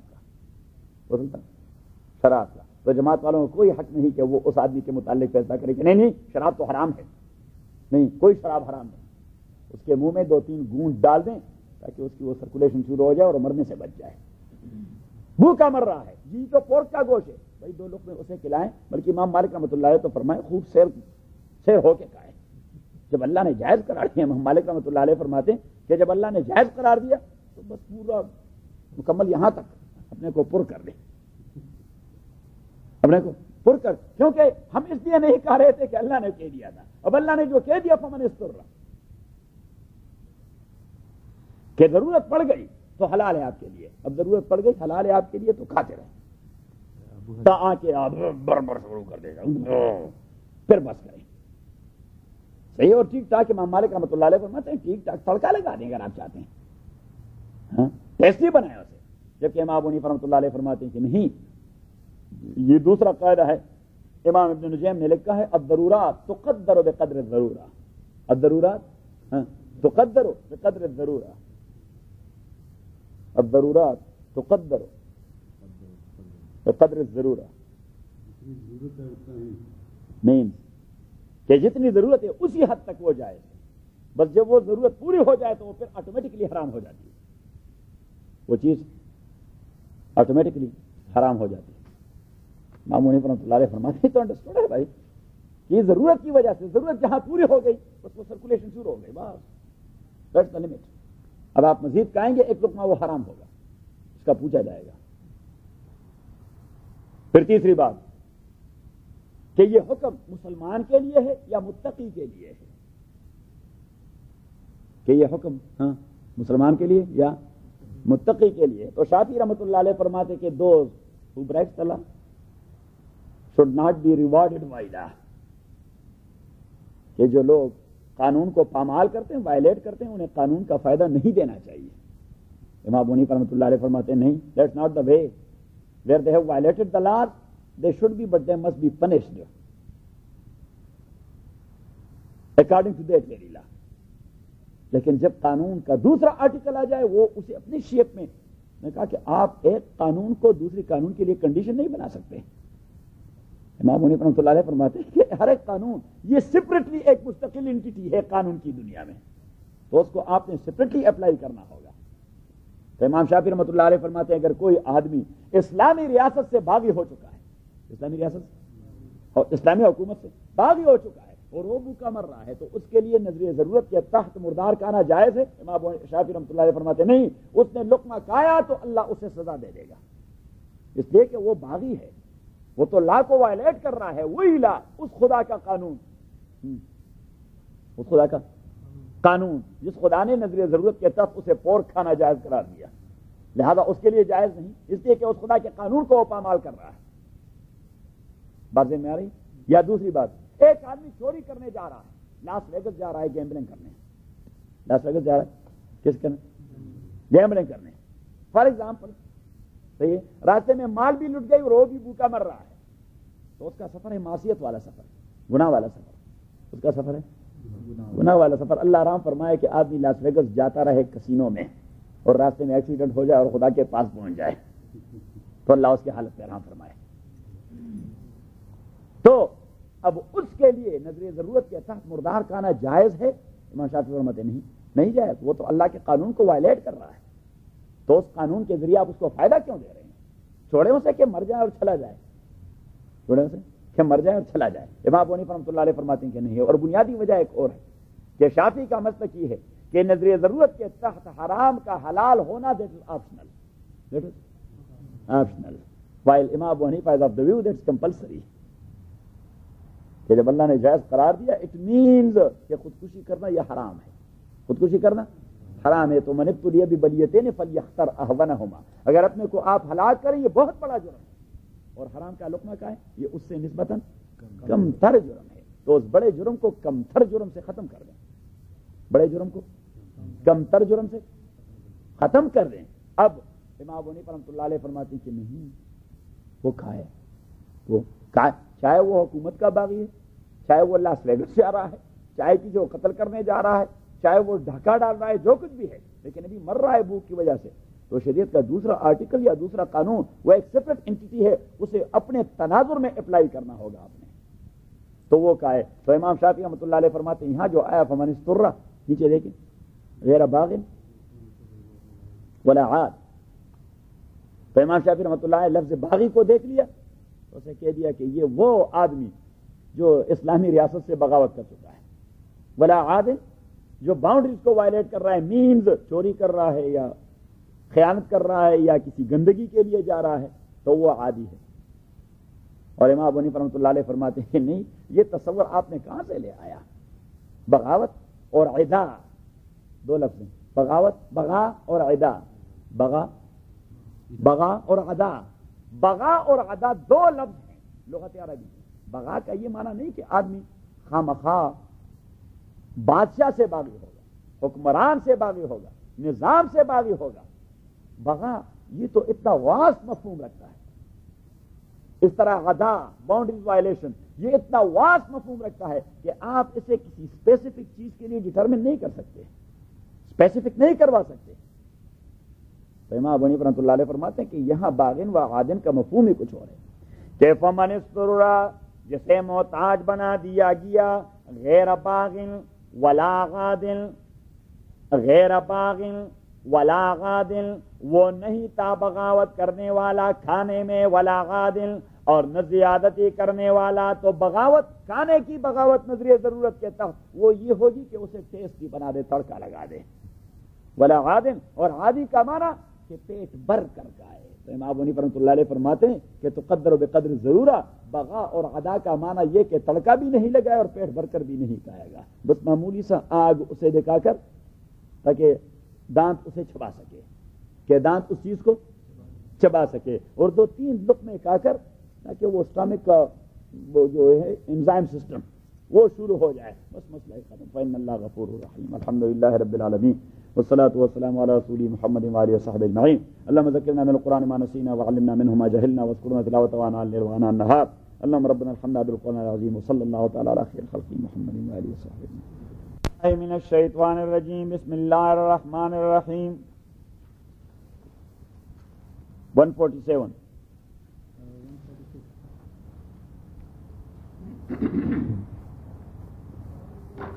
اب آگے والے آیت میں یہ بات گزر گئی کہ مردار جو اپنے طبی موت مرے وہ حرام ہے, رگوں و سے بہنے والا خون وہ حرام ہے, پورک کا گوشت وہ حرام ہے, غیر اللہ کا نظر و نیاز وہ حرام ہے. لیکن اللہ نے پھر اسے کہتے ہیں استدراک, تفسیر کی زبان میں استدراک, کہ بات ایسی کی جائے جس سے کوئی خدشہ پیدا ہو رہا.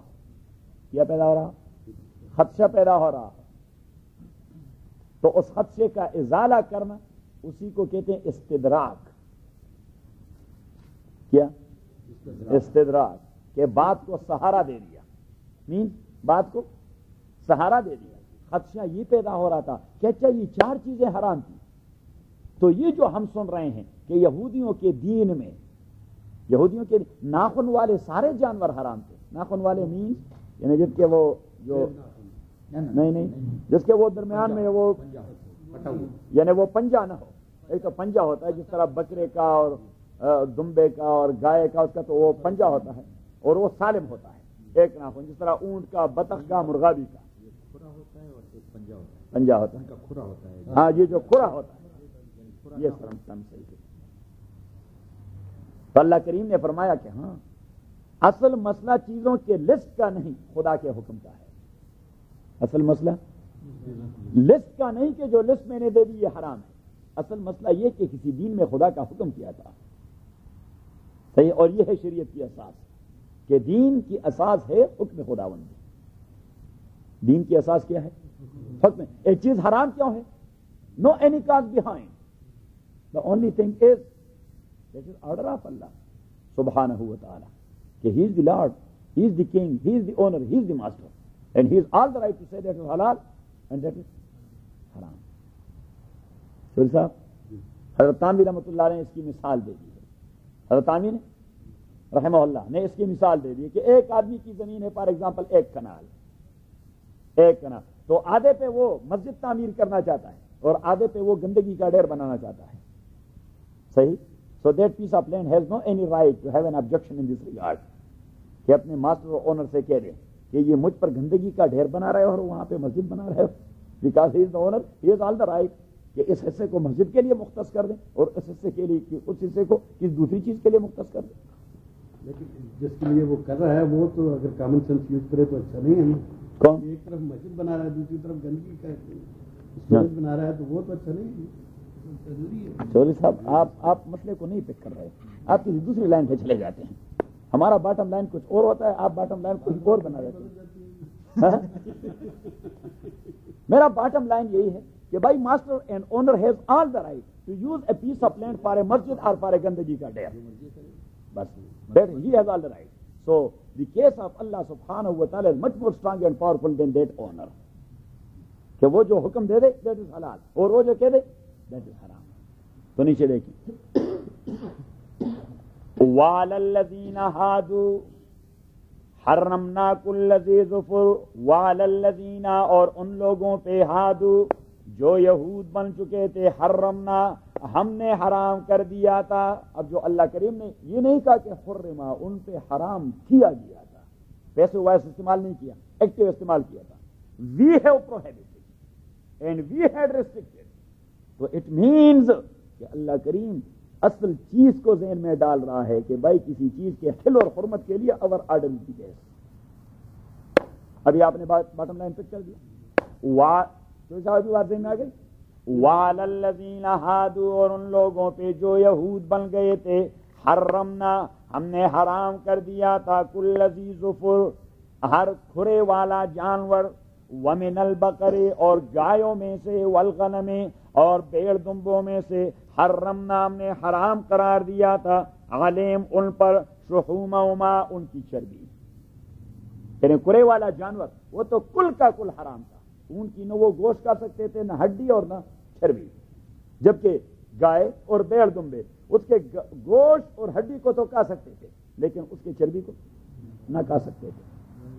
ہاں یہ آیا, حرمنا علیہم ہم نے حرام کر دیا تھا, علیہم ان پر, شحومہما اس کی چربی, شحومہما ان دونوں قسم کی چربی, الا ما حملت ظہورہما مگر وہ چربی نہیں, حملت ظہورہما جو ڈالی گئی تھی یا جسے اٹھا رہی تھی, ظہورہما اس کے بیک بون کے ساتھ لگی ہوئی چربی, وہ ان کے لیے جائز تھی. لیکن جہاں پہ موٹی موٹی چربی ہوتی تھی وہ حرام تھی. That is a kind of ابتلاء, that was a test, that was a trial from Allah سبحانہ و تعالی. کیونکہ بیک بون سے وہ چربی نکالنا, حالانکہ چربی تو ضرورت ہے اس زمانے میں, تو یہ جو آرٹیفیشل قسم کے گھی ہوتے ہیں یہ بھی تو نہیں تھا اس زمانے میں, بہت کم ہی. ڈالڈا نہیں تھا, تو ڈالڈا نہیں تھا, تو جب ڈالڈا نہیں تھا چربی کی تو انہیں ضرورت تھی. اب جو موٹی موٹی چربی جہاں پہ ہوتی تھی اللہ کریم نے فرمایا حرام, اور جو بیک بون کے ساتھ یا انتڑیوں کے ساتھ لگی ہوتی جسے نکالنا بھی بڑا مشکل ہے. جسے نکال ہم جو اپنے ملک میں قربانی کر دیتے ہیں تو بڑی بڑی چربی نکال لیتے ہیں, وہ بیک بون والا چھوڑ دیتے ہیں بون کے ساتھ, اور انتڑیوں والا انتڑیوں کے ساتھ گندگی کے ڈھیر پہ ڈال دیتے ہیں. یہ کون کاٹے گا؟ کیونکہ تمام لوگ قصائی تو نہیں لاتے, اپنے طور پر قربانی کی وہ صفائی کرتے ہیں, تو تمام لوگ اگر وہ وہاں سے وہ چربی کاٹتے رہے تو اپنی انگلیاں کاٹ دیتے ہیں, تو چھوڑے یہ کیا نکالیں گے. تو یہ ایک دوسرا ٹرائل تھا کہ چربی تھی ضرورت, ایوائڈ بھی نہیں کر سکتے تھے. جو موٹی موٹی تھی اسے حرام قرار دیا گیا, جو چھوٹی چھوٹی تھی اسے نکالنا مشکل تھا. اسی کو کوشچن بولتے ہیں, پتہ نہیں کوشچن تو میں جانتا ہی نہیں کہ کیا کہتے ہیں. الا ما حملت ظہورہما مگر وہ, حملت ظہورہما جسے بار کر رہی تھی, جسے اٹھائے ہوئے تھی, میں یعنی جو لگی ہوئی تھی, ظہورہما ان کے بیک بون کے ساتھ، اول حوایا یا انتڑیوں کے ساتھ، او مختلط انٹسٹائن، حوایا انٹسٹائن یا انٹسٹائن کے ساتھ، او مختلط بعظم یا ہر وہ چربی، اختلط بعظم جو کسی بھی ہڈی کے ساتھ لگی ہوئی تھی، نہیں کہ جس کا نکالنا مشکل تھا۔ اللہ کریم نے فرمایا صرف وہی جائز ہے۔ یہ ٹیسٹ کے اندر ایک دوسرا ٹیسٹ تھا، جس طرح پرچہ تو سارا پرچہ ہوتا ہے، پرچہ ہاں تو سارا پرچہ ہوتا ہے، تو وہاں پہ لکھ دیتے ہیں کہ 10 سوال لکھ لیتے ہیں، تو کہتے ہیں کہ کوئی سے 5 سوال حل کیجئے، لیکن سوال نمبر 1 کا حل کرنا لازمی ہے، یہ سوال نمبر 1 کا حل کرنا ہے، صحیح ہے، ٹیسٹ کے اندر ٹیسٹ۔ او مختلط بعظم یا وہ جو مکس تھا بعظم ہڈی کے ساتھ، ذالک جزیناہم ببغیم یہ ہم نے انہیں بدلہ دے دیا تھا، ببغیم ان کے ضد کی وجہ سے کہ وہ ضدی تھے، تو ہم نے بھی ضدیوں کو اس قسم کی مشکل میں ڈال دیا تھا۔ اللہ کریم فرماتے ہیں کہ جو لوگ ایروگنٹ بن جاتے ہیں، ضدی بن جاتے ہیں، تو ہم بھی ضدیوں کے ساتھ اس طرح کر جاتے ہیں، اس طرح کر۔ اور آپ تائید کے لیے ذرا نکالے 4 پارہ،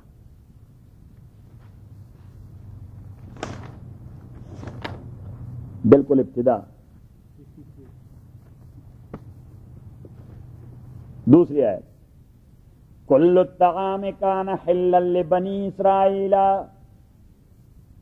سارے حلال قسم کے کھانے یہ حلال تھے بنی اسرائیل کے لیے، نکال دیا، الا ما حرم اسرائیل علی نفسہ مگر وہ چیز جو یہود نے اپنے اوپر حرام کر دیا تھا خود، تو خود کوئی چیز اپنے اوپر حرام نہیں کر سکتا، مینز کہ they were the basic cause why the کھرے والا حیوان become prohibited، کہ کھرے والا حیوان یہ ان کے ایروگنس کا سزا تھی، یہ ان کے اناڑی پن کی سزا تھی۔ تو واپس اپنے سبق پر،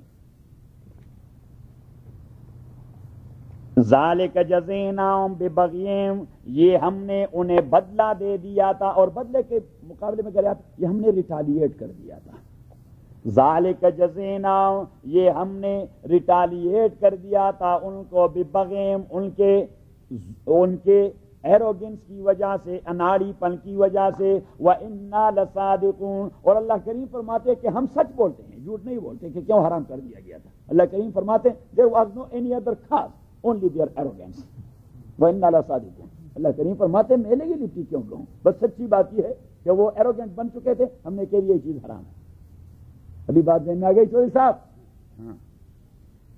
فَإِن كَذَّبُوكَ اگر وہ لوگ آپ کی تکذیب کر چکے ہیں، فَقُلْ آپ کے لیے ربکم آپ کے پروردگار ذو رحمت واسعۃ بڑے وسیع رحمت کے مالک ہیں، وَلَا يُرَدُّ بَأْسُهُ ہاں ٹھیک ہے اس کی رحمت بڑی وسیع ہے، اس کی رحمت بڑی وسیع ہے، انکلوسیو قسم کی رحمت ہے اللہ تعالیٰ کی، لیکن جہاں تک مجرم کا تعلق ہے تو وَلَا يُرَدُّ بَأْسُهُ عَنِ الْقَوْمِ الْمُجْرِمِينَ اس کے عذاب کو نہیں واپس کیا جا سکتا مجرم قوم سے، مجرم قوم کو عذاب ضرور اپنے لپیٹ میں لے لے گی، ٹھیک ہے۔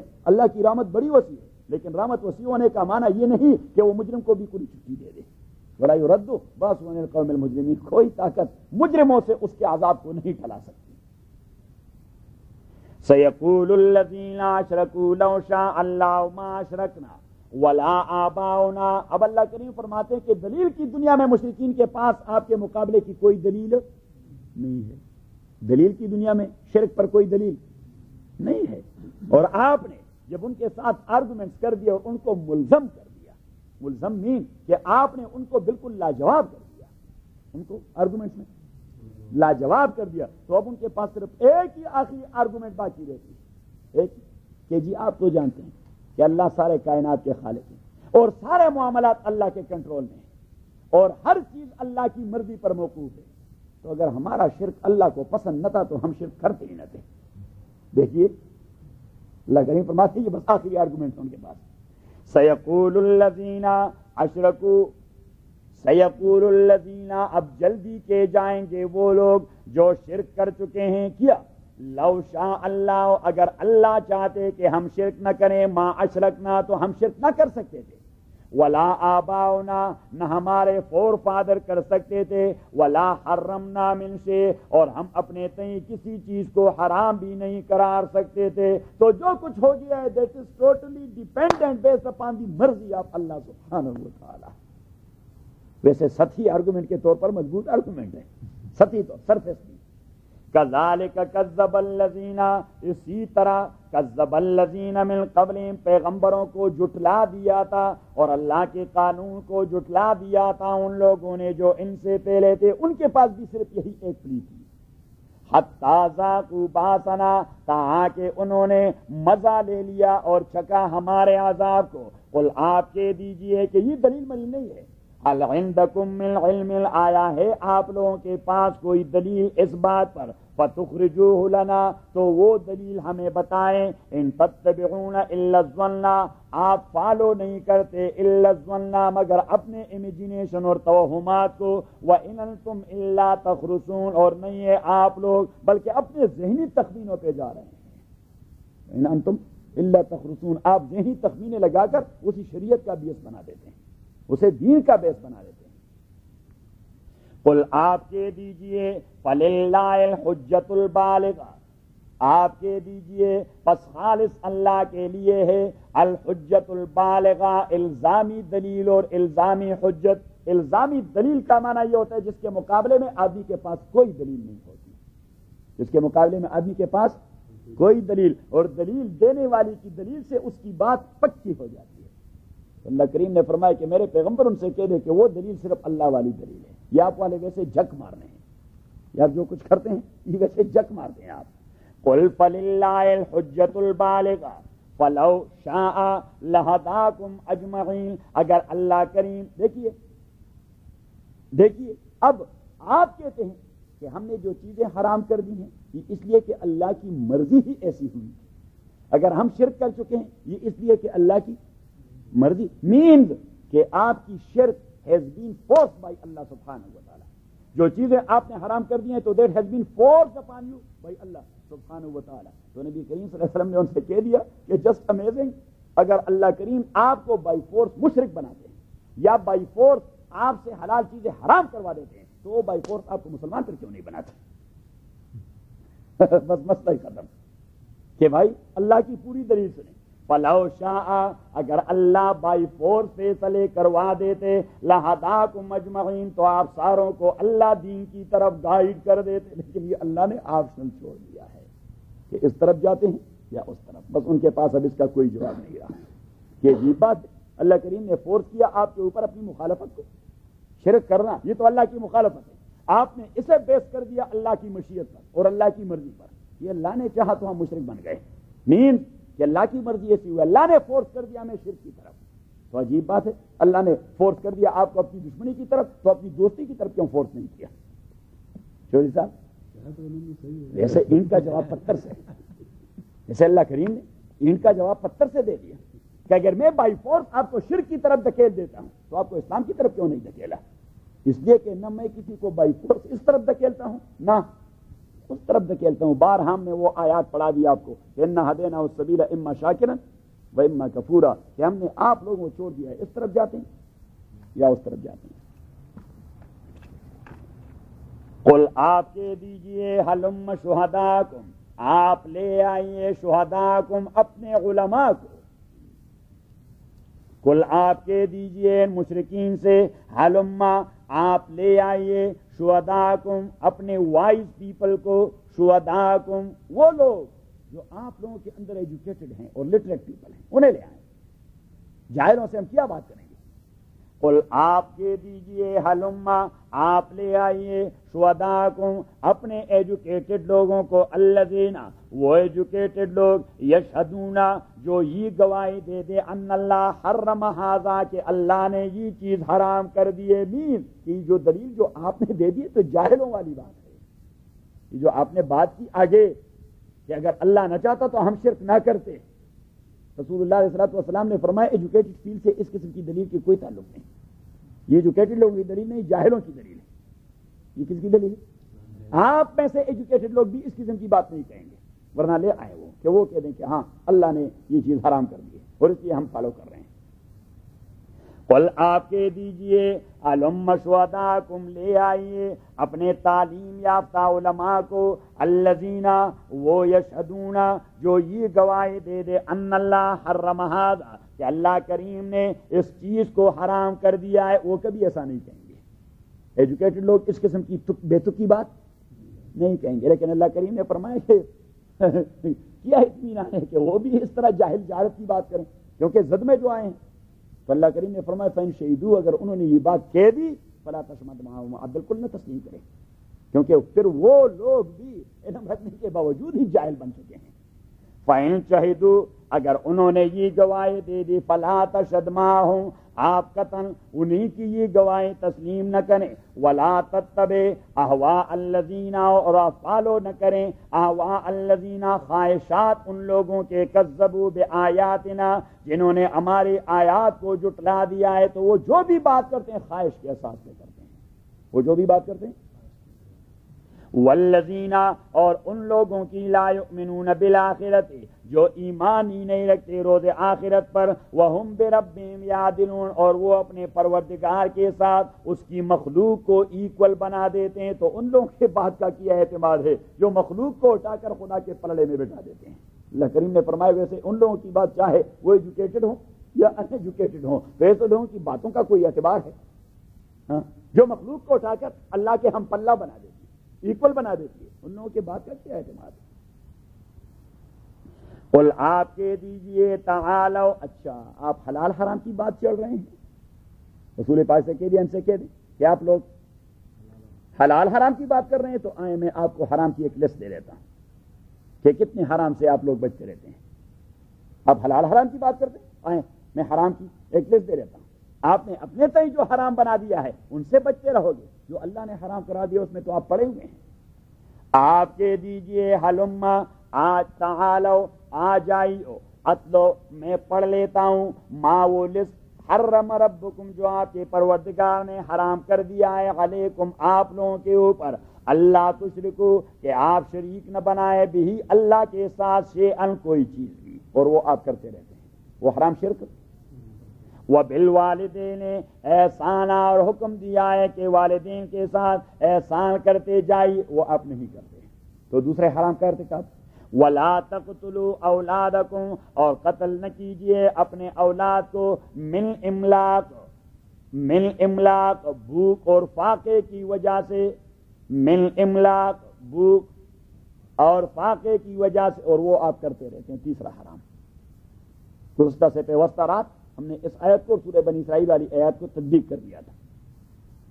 نحن نرزقکم ہم آپ کو بھی رزق دے دیتے ہیں, وَإِيَّاهُمْ اور ان کو بھی, وَلَا تَقْرَبُوا الْفَوَاحِشَ اور آپ قریب نہ جائیے الفواحش گندے کاموں کے, ما ظہر منہا وہ گندے کام جو ظاہری گندے ہیں, وما بطن اور وہ جو جس کی گندگی ذرا پوشیدہ ہے, جس کی گندگی ذرا پوشیدہ ہے آپ سے. بعین ہی یہ آیات آپ نکالے آیت نمبر 121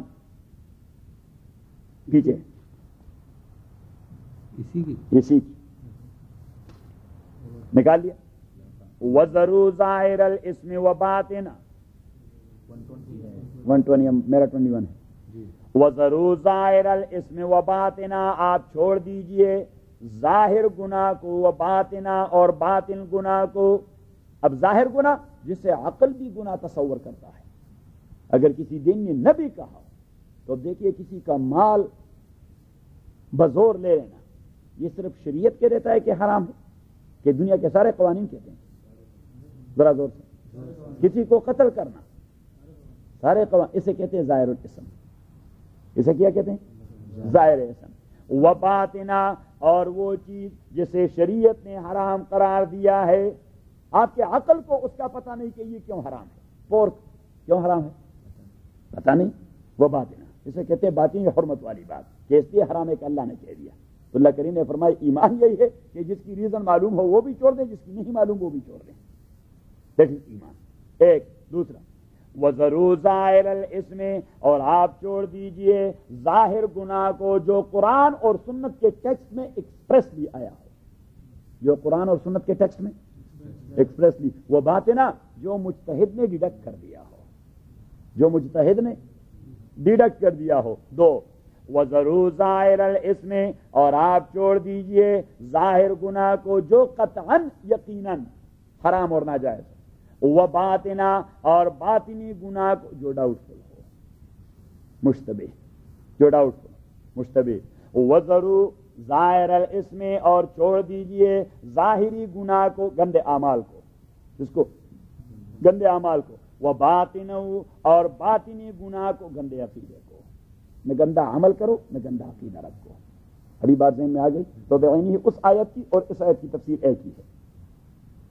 وَلَا تَقْرَبُوا الْفَوَاحِشَ مَا ظَهَرَ مِنْهَا وَمَا بَطَنَ، وہی چار قسمیں جو ہم نے وہاں ذکر کر دی یہاں بھی لکھتے ہیں.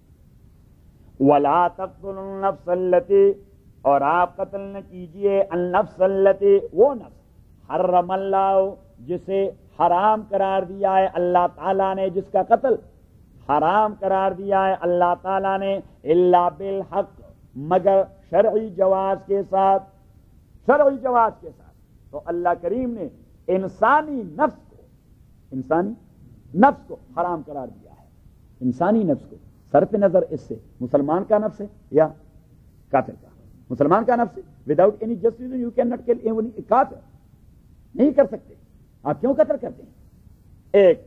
دوسرا، مسلمان کا نفس اللہ نے حرام قرار دیا، ذمی کافر کا نفس اللہ نے حرام قرار دیا، مطلق کافر کا نفس اللہ نے حرام کر دیا جبکہ آپ بیٹل فیلڈ میں نہ ہو. جب تک کہ آپ بیٹل فیلڈ میں نہ ہو تو آپ کسی کافر کو بھی قتل نہیں کر سکتے. صحیح ہے. اور جب آپ بیٹل فیلڈ میں جائیں تو بھی قتل is subject to certain conditions. یہ نہیں کہ بس چلے گئے ماریں، نہیں، مار کٹائی سے بھرپور شاکار نہیں. صحیح ہے. شریعت میں جہاد اور سیکرڈ فائٹ کا بھی اپنا طریقہ ہے. رسول اللہ صلی اللہ علیہ وسلم جب جاتے میدان جہاد میں تو سب سے پہلے کافروں کو دعوت دین دے دیتے کہ قولوا لا الہ الا اللہ، تو مسئلہ ہی ختم. کیا ان کو نزدیک بلاتے؟ ہاں، وہاں تو فیس ٹو فیس لڑائی ہوتی تھی. یہ تو ہمارا زمانہ نہیں تھا. اب بھی فیس ٹو فیس آپ بلا سکتے ہیں، ٹیلی فون کر دیں واجپئی کو، صحیح کہ بس قولوا لا الہ الا اللہ. ورنہ پھر ہم پہنچ رہے ہیں واگا کے بارڈر پر. ابھی تو وہ پہنچ رہا ہے لاہور میں، پتہ نہیں کیا کچھ ہو رہا ہے. میں پتہ ہی نہیں کہ وہاں کیا کچھ ہو رہا ہے. ابھی وہ بس میں سوار ہو کر لاہور آ رہا ہے اور پھر ہمارے والا بس میں سوار ہو کر دہلی جا رہا ہے. پتہ نہیں some thing is going on. وہاں مسلمان قتل ہو رہے ہیں، یہ لوگ دعوتیں اڑا رہے ہیں. مارو جتنا مارنا ہے، پیسے دے. ہاں بس مسئلہ یہ ہے. پتہ نہیں، مجھے تو سمجھ نہیں آ رہی کیا کچھ ہو رہا ہے. میں تو کنفیوز سا ہو چکا ہوں. اب مسلمان یا ذمہ ریاست اسلامی کے اندر جہاں تک بیٹل فیلڈ کا تعلق ہے تو بقرہ میں مسئلہ گزر گیا کہ آپ نے جنگ کب شروع کرنی. اگر ہم نے صحیح طریقے سے یہ اپنے جہاد کا تصور ان غیر مسلموں کے ذہن میں ڈال دیا تو میرے خیال میں جو پروپیگنڈا کر رہے ہیں ٹیررزم کا، دہشت گردی کا، یہ آٹومیٹکلی کنونس ہو جائیں گے. یہ آپ ذرا جائیے واپس بقرہ پر. یہ چودھری صاحب کے لیے ہم واپس جا رہے ہیں. کیا ہے 190 یا 189 ہوگا آپ کا؟ 190. ہمارا بھی 190. وقاتلوا فی سبیل اللہ، اور قتال کریں، فائٹ کریں، فی سبیل اللہ، اللہ کے راستے میں، الذین، ان کافروں سے، یقاتلونکم، جو آپ سے فائٹ کرنا چاہتے ہیں. چودھری صاحب متوجہ ہو جائیں. اگر پھر آپ نے اس کے متعلق پوچھ لیا تو پھر آپ کو دھمبا دینا پڑے گا تاکہ آج آئیڈیا بن جائے. اس لیے کہ آپ تھے نا بقرہ میں، اوروں کی آئیڈیا بن چکا ہے. وقاتلوا فی سبیل اللہ، اور فائٹ کریں اللہ کے راستے میں، الذین، ان کافروں کے ساتھ، یقاتلونکم، جو آپ سے فائٹ کرتے ہیں.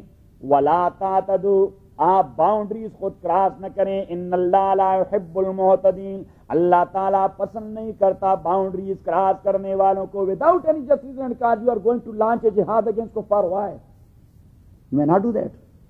If they are making some conspiracies against you or against Muslims or against Islam, then do fight them. عقیدے کی بات کریے، سورہ بقرہ ویسے بھی بقرے بغیر عقیدہ نہیں بنے گا. بکرے کے بغیر عقیدہ بکرے کے بغیر عقیدہ نہیں بنے گا. مگر یہ وہ والا بکرا نہیں ہے، یہ تو گائے ہے. آپ نے چھوٹا بکرا آپ نہیں کسی کے مقابلے، کوئی آپ کے مقابلے میں آنا چاہتا ہے، کافر ہے، آپ مسلمان ہیں. آپ نے اس کو اسلام کا پیغام دے دیا، ٹھیک. ابھی وہ نہیں مانا. دیٹ از آ رہا ہے نا، آپ آگے نہ جائیں. میں تو ابھی آپ کو بہت پیچھے لے چکا ہوں ایلیمنٹری میں. وہ بات جو ہے وہ ہائی کلاسز کی ہے جو ابھی جا رہی ہے. وہاں قاتلوا فی سبیل اللہ، اور فائٹ کریں اللہ کے راستے میں، الذین، ان کافروں سے، یقاتلونکم، جو آپ سے فائٹ کرنا چاہتے ہیں اور کر رہے ہیں، ولا تعتدوا، آپ وائلیشن نہ کریں، ان اللہ، تحقیق اللہ تعالی، لا یحب المعتدین، وہ پسند نہیں کرتا وائلیشن کرنے والوں کا. تو وائلیشن مینز کہ جو کفار پرامن طریقے سے رہ رہے ہیں، why you are going to fight with them. آپ کے خلاف نہ کوئی سازش کر رہے ہیں، نہ کسی سازش کا حصہ بن رہے ہیں. نہیں، نبی کریم صلی اللہ علیہ وسلم نے ایسا نہیں کیا. حضور صلی اللہ علیہ وسلم نے ایسا نہیں. جب بھی کہیں سے اطلاع ملی کہ they are now launching some kind of conspiracy, تو حضور صلی اللہ علیہ وسلم قبل اس کے کہ وہ عملیت دے دیں، وہ اٹھا دیتے اپنے کسی چچے کو، چچا حضرات کو، پہنچ جائے. حضرت علی کہہ رہے تھے وہاں پہنچ جائے، حضرت حمزہ سے کہہ رہے تھے جی پہنچ جائے، حضرت زبیر سے کہہ رہے تھے پہنچ جائے وہاں. اور آپ صلی اللہ علیہ وسلم حکمت عملی سے کام، کبھی کسی انصاری کو نہیں بھجوایا کہ انصار نے ہمیں جگہ بھی دے دی اور انہیں لوگوں سے لڑاتے بھی رہے. وہ کہیں گے یہ کیا مصیبت آئی ہے وہاں سے. ایک تو اپنی زمینیں اس کے، یعنی ایسے انصار تھے نہیں، لیکن یہ نبی کریم صلی اللہ علیہ وسلم کی فکر کی بات تھی. اگر وہ کسی انصاری سے کہہ رہے تھے وہ دل و جان میں چاور کر دیں گے. لیکن حضور علیہ الصلوۃ والسلام حت الوسع اپنے بھائی کو اٹھاتے، اپنے چچا کو اٹھاتے کہ آپ جائیں ان کی ذرا خبر لے لیں. بات ذہن میں آ رہی؟ اچھا، تو یہ ایک ہے ایگریشن نہیں. اچھا، اب آپ ذرا جائیں آیت نمبر 216 پر. دیکھ لیا؟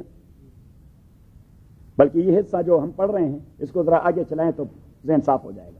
وہی آیت جو میں پڑھ رہا تھا کہ وَقَاتِلُوا فِي سَبِيلِ اللَّهِ الَّذِينَ يُقَاتِلُونَكُمْ وَلَا تَعْتَدُوا،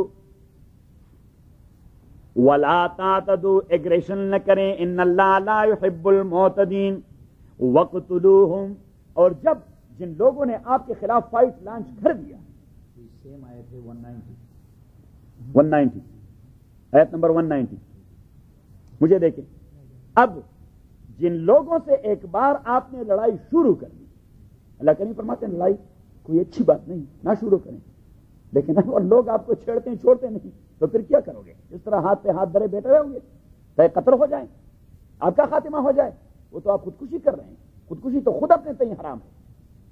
آپ تو سیلف پروٹیکشن، الدفاع الشرعی الخاص، کیا کہتے ہیں؟ اب دفاع الشرعی الخاص، پرائیویٹ ڈیفینس.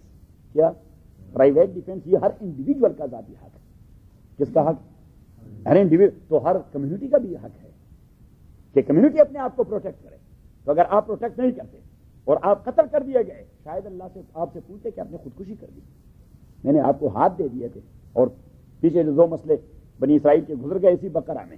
اب چوہدری صاحب کے لیے پورا بقرہ پڑھانا چاہیے تھا. صحیح؟ تو 2 واقعے وہاں گزر گئے، ایک انڈیویجول کا، قابیل اور حابیل کا. کس کا؟ کہ فاصبح من النادمین، حابیل وہ ندامت کا شکار ہو گیا. کیوں؟ اس لیے کہ وہ سیلف پروٹیکشن نہ کر سکا، وہ اپنے پرائیویٹ ڈیفینس کا رائٹ بھی استعمال نہ کر سکا. تو نہ کر سکا تو نتیجہ کیا ہوا؟ قتل ہو گیا. کیا ہو گیا؟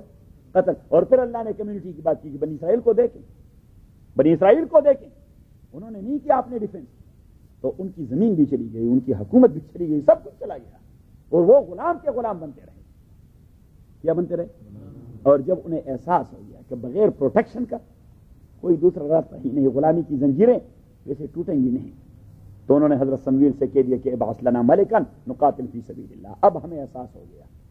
دیر آیت، درست آیت کہ دیر. ہاں، یہ کب ہوا تھا؟ یہ سورہ بقرہ میں ہوا تھا. نہیں مطلب حضرت موسیٰ علیہ السلام کی یہ بھی ایک طویل کہانی ہے جو ہم نے 2 رات سنائی مسلسل. صحیح؟ یہ ایک طویل کہانی جو 2 رات سنائی، کیونکہ وہ پوری ایک لنک کی ہسٹری ہے بنی اسرائیل کی کہ اس اسٹیج پر وہ کب پہنچے. اور کتنے پاپڑ بیلنے کے بعد پہنچے. 12 دن مختصراً حضرت موسیٰ کے بعد ہوا. کب ہوا؟ حضرت موسیٰ کے بعد, جب وہ غلام بنتے گئے. اچھا تو اب دیکھیے, وَقَاتِلُوا فِي سَبِيلِ اللَّهِ الَّذِينَ يُقَاتِلُونَكُمْ وَلَا تَعْتَدُوا إِنَّ اللَّهَ لَا يُحِبُّ الْمُعْتَدِينَ وَاقْتُلُوهُمْ, اور قتل کیجئے ان کو. جب شروع کر دیا اللہ کریم نے فرمایا کہ کسی کو چھیڑے نہ, لیکن کوئی آپ کو چھیڑے تو پھر چھوڑے نہ. صحیح ہے, کوئی آپ کو چھیڑے تو پھر چھوڑے نہ اور گھر چھوڑ کے آنا. پھر اللہ نے کہا کہ چھوڑے نہ, گھر تک پہنچا کے پھر واپس آنا. درمیان راستے میں نہ چھوڑیں, انہیں بگائیں کہاں تک؟ گھر تک, گھر تک. ہاں, اور یہی بات چرچل نے کہہ دیا تھا. ونسٹن چرچل کے چودھری فاضل ونسٹن چرچل نے کہہ دیا کہ ٹو کیپچر اے سٹی اور a hill top that's not a success. To cut off the power of your enemy to fight again that is the actual success. ایک inch زمین بھی آپ کے کنٹرول میں نہ آئے, ہاں, لیکن اینیمی کی پاور کو ختم کر دیں کہ وہ پھر اٹھ نہ سکے, جڑ سے نکالیں. تو صحیح ہے, تو اللہ کریم نے بھی فرمایا کہ چھیڑے نہ, لیکن کوئی آپ کو چھیڑے پھر چھوڑے نہ, گھر چھوڑ کے آئیں. ہاں, فتنہ ختم کر دیں. وَقْتُلُوهُمْ, اور قتل کر دیں انہیں, حیث ثقفتموہم, جہاں بھی آپ انہیں پائیں. وَأَخْرِجُوهُمْ, اور نکالیں انہیں اپنے گھروں سے, مِنْ حَيْثُ أَخْرَجُوكُمْ, اس لیے کہ آپ کو بھی تو گھر سے نکال دیا ہے. میں کیسے نکالا آپ لوگوں کو؟ وَالْفِتْنَةُ اشد من القتل. اب اللہ کریم فرماتے پروپیگنڈا ضرور ہوگا. دیکھیں مسلمانوں کو ٹیررسٹ ہیں, دہشت گرد ہیں, قتل و غارت گری کر رہے ہیں. تو اللہ کریم نے فرمایا کہ آپ کے قتل کا تصور لوگوں کے ذہن میں ہے کہ دہشت گردی ہے. وہ جو اللہ کی انٹیٹی کو چیلنج کر رہے ہیں وہ اس چیز ان کے ذہن میں نہیں ہے کہ انسانوں کو قتل کرنا بہت بڑا جرم ہے, یا انسانوں کے خالق کی انٹیٹی کو چیلنج کرنا سب سے بڑا جرم ہے. چودھری صاحب تو فرمایا کہ والفتنۃ اشد من القتل, اور یہ جو شرک ہے یہ تو انسانوں کے قتل سے بہت بڑا جرم ہے. ہاں, ولا تقاتلوہم عند المسجد الحرام, البتہ ان سے فائٹ نہ کریں مسجد حرام کے حدود کے اندر, حتی یقاتلوکم فی, الا, اگر وہ وہاں فائٹ کریں تو پھر چھوڑے نہ, وہاں بھی نہ چھوڑیں. فَإِن قَاتَلُوكُمْ, اگر وہ آپ سے فائٹ کریں, فَاقْتُلُوهُمْ, تو قتل کریں انہیں. كَذَلِكَ جَزَاءُ الْكَافِرِينَ, ناشکروں کی یہی سزا ہے. فَإِنِ انْتَهَوْا, اگر وہ رک گئے, سرنڈر ہو گئے. تو ایسا مجھے دیکھیں, فَإِنِ انْتَهَوْا, اگر وہ سرنڈر ہو گئے, فَإِنَّ اللَّهَ غَفُورٌ رَحِيمٌ, تو اللہ تعالیٰ بخشنے والا اور مہربان ہے. بس چلو, اب ان کا پاور ٹو فائٹ وہ کٹ ہو گیا, اس لیے تو سرنڈر ہو گئے. پیچھے دیکھیں کہ فائٹ کب تک کرنا ہے. وقاتلوہم, اور فائٹ کریں ان کے ساتھ جب شروع کر دیا ہے. حتی لا تکون فتنہ, تا کہ سازش کا تصور پھر باقی نہ رہے. اتنا کریں کہ پھر سازش کا تصور باقی نہ رہیں. اب اس کو چھوڑ دیں اور چلے جائیں آیت نمبر 216 پر, کہ کوئی یہ نہ کہے کہ بھائی جنگ کرنا وہ بڑا مشکل کام ہے. بھائی کیا ہے مشکل کام؟ تو اللہ کریم نے کیا فرمایا کہ کتب علیکم القتال, فرض کیا گیا ہے, لکھا گیا ہے آپ کے اوپر اوریجنل اور بیسک ڈاکومنٹ میں, اوریجنل ڈاکومنٹ میں, کانسٹیٹیوشن میں کیا القتال, فائٹ کرنا, وہو کرہ لکم, اور یہ طبعی طور پر آپ کے لیے ناپسند ہے, طبعی طور پر آپ کے لیے ناپسند ہے. لیکن اللہ نے کیا کہا, وَعَسَىٰ أَن تَكْرَهُوا شَيْئًا, لیکن ممکن ہے آپ ناپسند کریں گے کسی چیز کو, وَهُوَ خَيْرٌ لَكُمْ, وہ بہتر ہوگا آپ کے لیے. وَعَسَىٰ أَن تُحِبُّوا شَيْئًا, اور ممکن ہے کہ آپ پسند کریں گے کسی چیز کو, وَهُوَ شَرٌّ لَكُمْ, لیکن الٹیمیٹ ریزلٹ کے حوالے سے وہ آپ کے لیے برا ہوگا. وَاللَّهُ يَعْلَمُ, اللہ جانتا ہے, وَأَنْتُمْ لَا تَعْلَمُونَ, آپ نتائج کو جانتے ہی نہیں, آپ تو صرف سرفیسلی لک کرتے ہیں کہ یہ چیز اچھا ہے اور یہ برا ہے. اللہ کریم فرماتے ہیں جو میں کہوں کہ کرو, چاہے آپ کا ذہن کرے کہ یہ برا ہے, لیکن اللہ کہتے ہیں کرو تو وہ اچھا ہے. کانسیکوینسز اللہ کو معلوم ہے, اس لیے کہ واللہ یعلم وانتم لا تعلمون, اللہ جانتا ہے اور آپ لوگ نہیں جانتے. تو